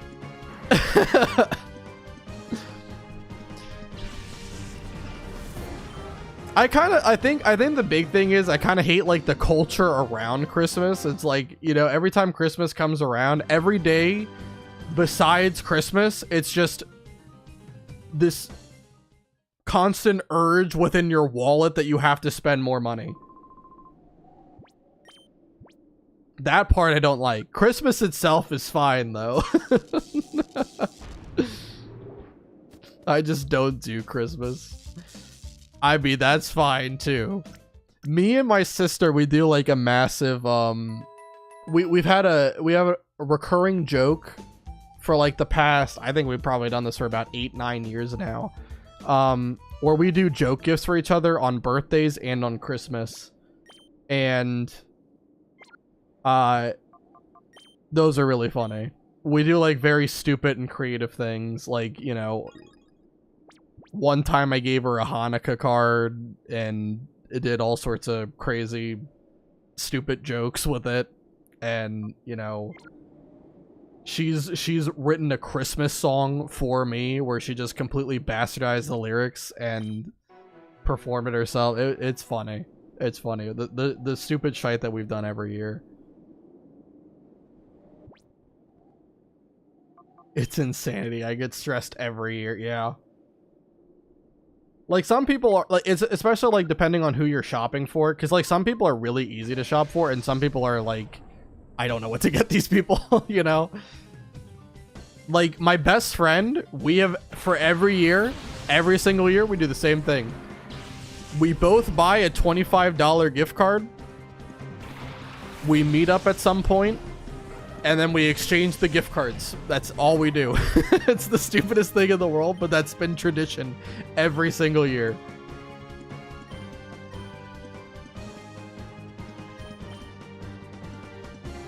I get stressed every year, yeah.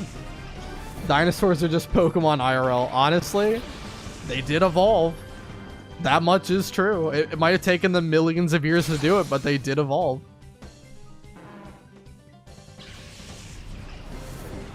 I love to make gifts myself for everyone, but that's a bit stressful. Yeah, I mean, I only do like handcrafted gifts with my sister. That's the only one.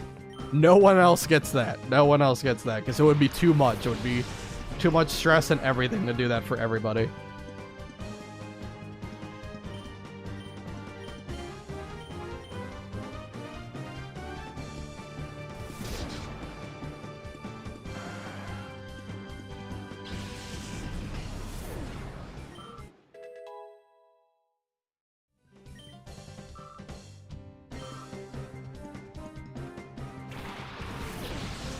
Dinosaurs evolved into small little critters. Is that actually evolution? Well, listen, okay? I'm sure there's examples of Pokemon becoming smaller even though they evolve. So, you know, great things come in smaller packages, right?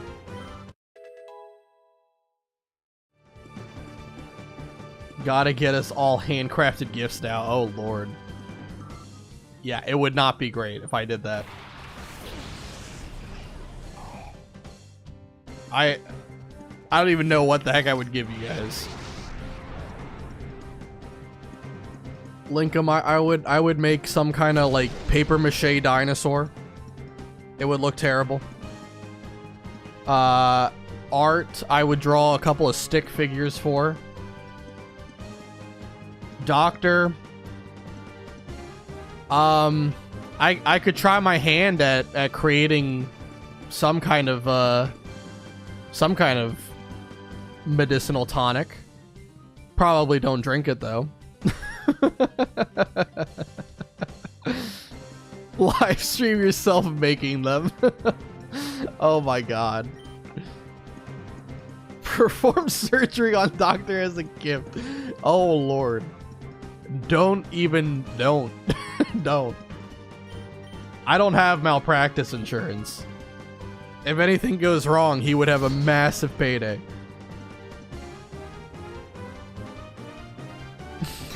On stream.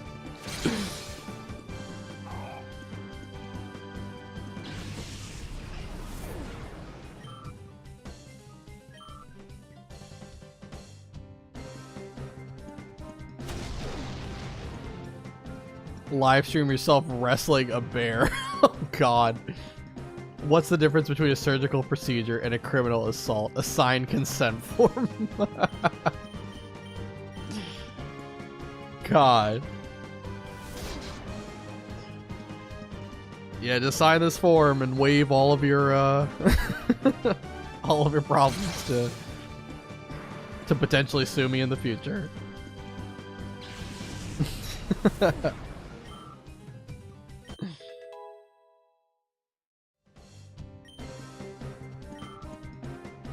Yeah, no, doing all that would be crazy. Now, the only way I do this, Art, Linkum, you both have to give me, the Totodile plushes. It's the only way. It's the only way. The Totodile plush for a Christmas gift.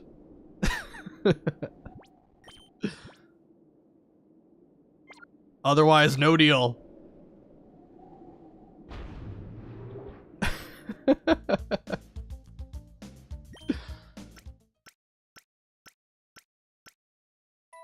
I actually watched a vid of a girl who went to surgery once, and a little after, I fainted and smacked my face into a hard floor. I'm smart. Oh my god.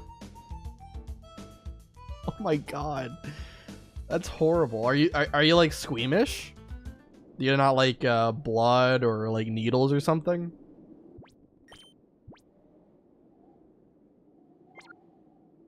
Oh, also wait.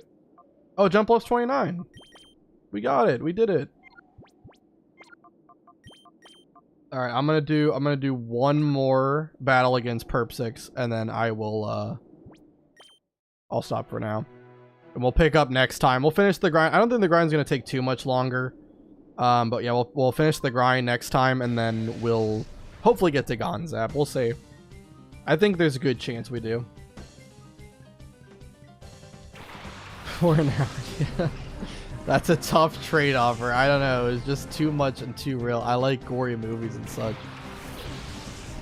So, when you know it's fake, it's fine. It's just like you knew it was real, so it became a lot more overwhelming, I guess, is the best way to put it.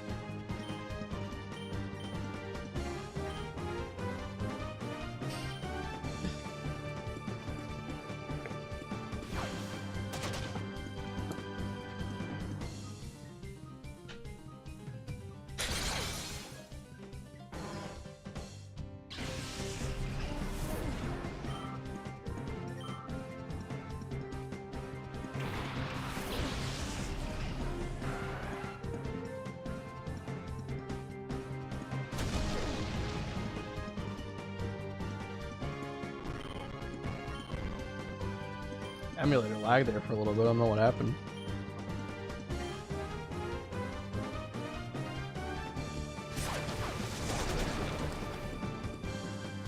Also, people are calling me. I don't know what's going on. I got like 2 calls while I was streaming. So I'm gonna have to answer that after the stream's over. I'm not able to really hear it because I've got my headphones on, but yeah, I can see that I just missed something.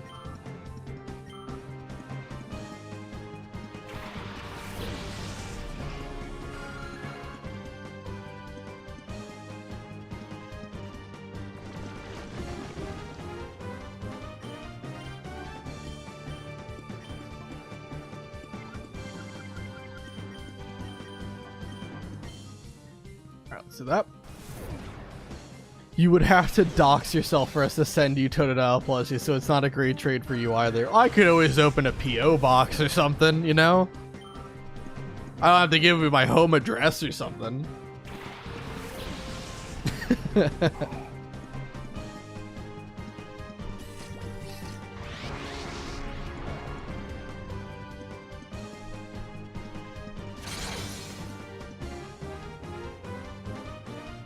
Trade offer. I receive every Totodile, Crocodile, for Alligator plush that ever exists.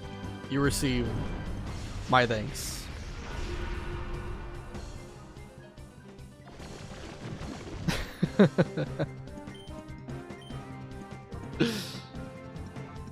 Just as I'll send you a soft croc. Nah, I would never take Crocodile from another Crocodile lover.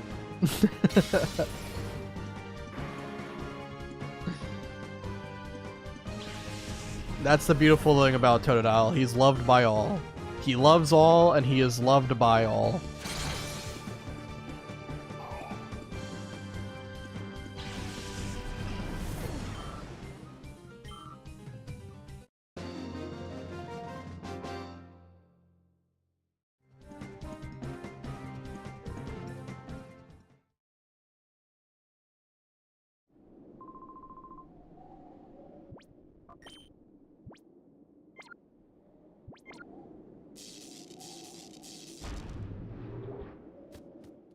Alright, let's heal up. Save the game. I'll also reorganize my team for next time. Get the people I want to train up on here.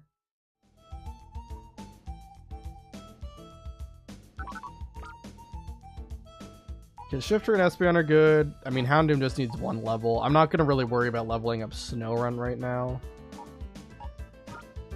Voltorb I do want to level up. So let's take Jumpluff off. And we'll put Houndoom on as well, just to get that 1 level. Yeah, everyone else is 29. Oh! Teddiursa finally found an item. We finally got there. He finally found an item. Let's see what it is. A Great Ball. I mean, I'll take it.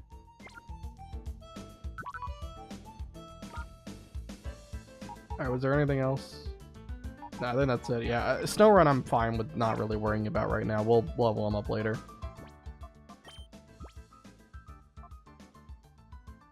Okay, so let me update the team.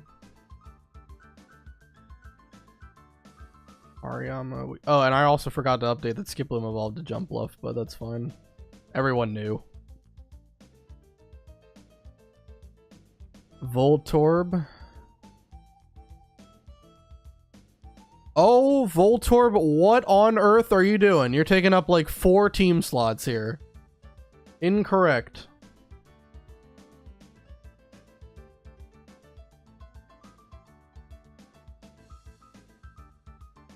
And then Mawile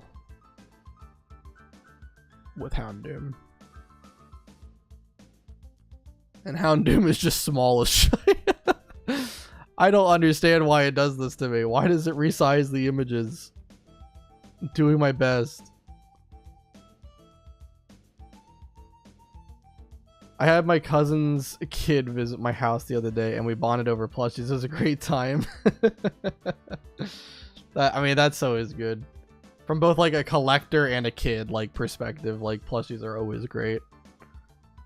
Great job, Pooh. Double Doom. You already had it there. Had who there?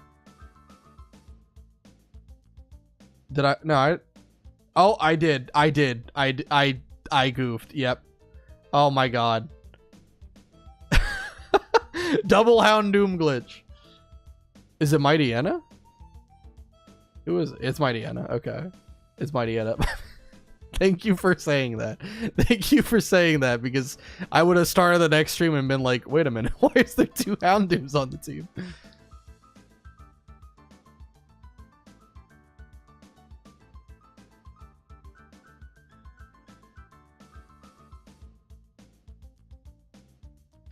Thank you for saying that.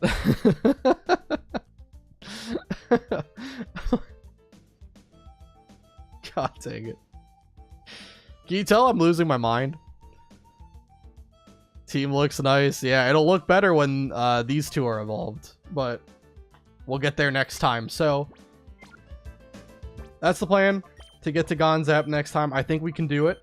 It's going to be a little bit of grinding at the beginning, probably like a, you know, hour and a half of grinding, and then we'll have to go through all the story to get to Gonzap. We might even have to grind before Gonzap, because his level cap is 32, so who knows. But it should be fine. Either way, thank you guys so much for watching, whether you're watching on YouTube or Twitch or watching the VOD. Thank you, Art, Linkum, Doctor, Shaman, Melatonin, all of you guys for being here. I hope I got everybody. I think I got everyone, right?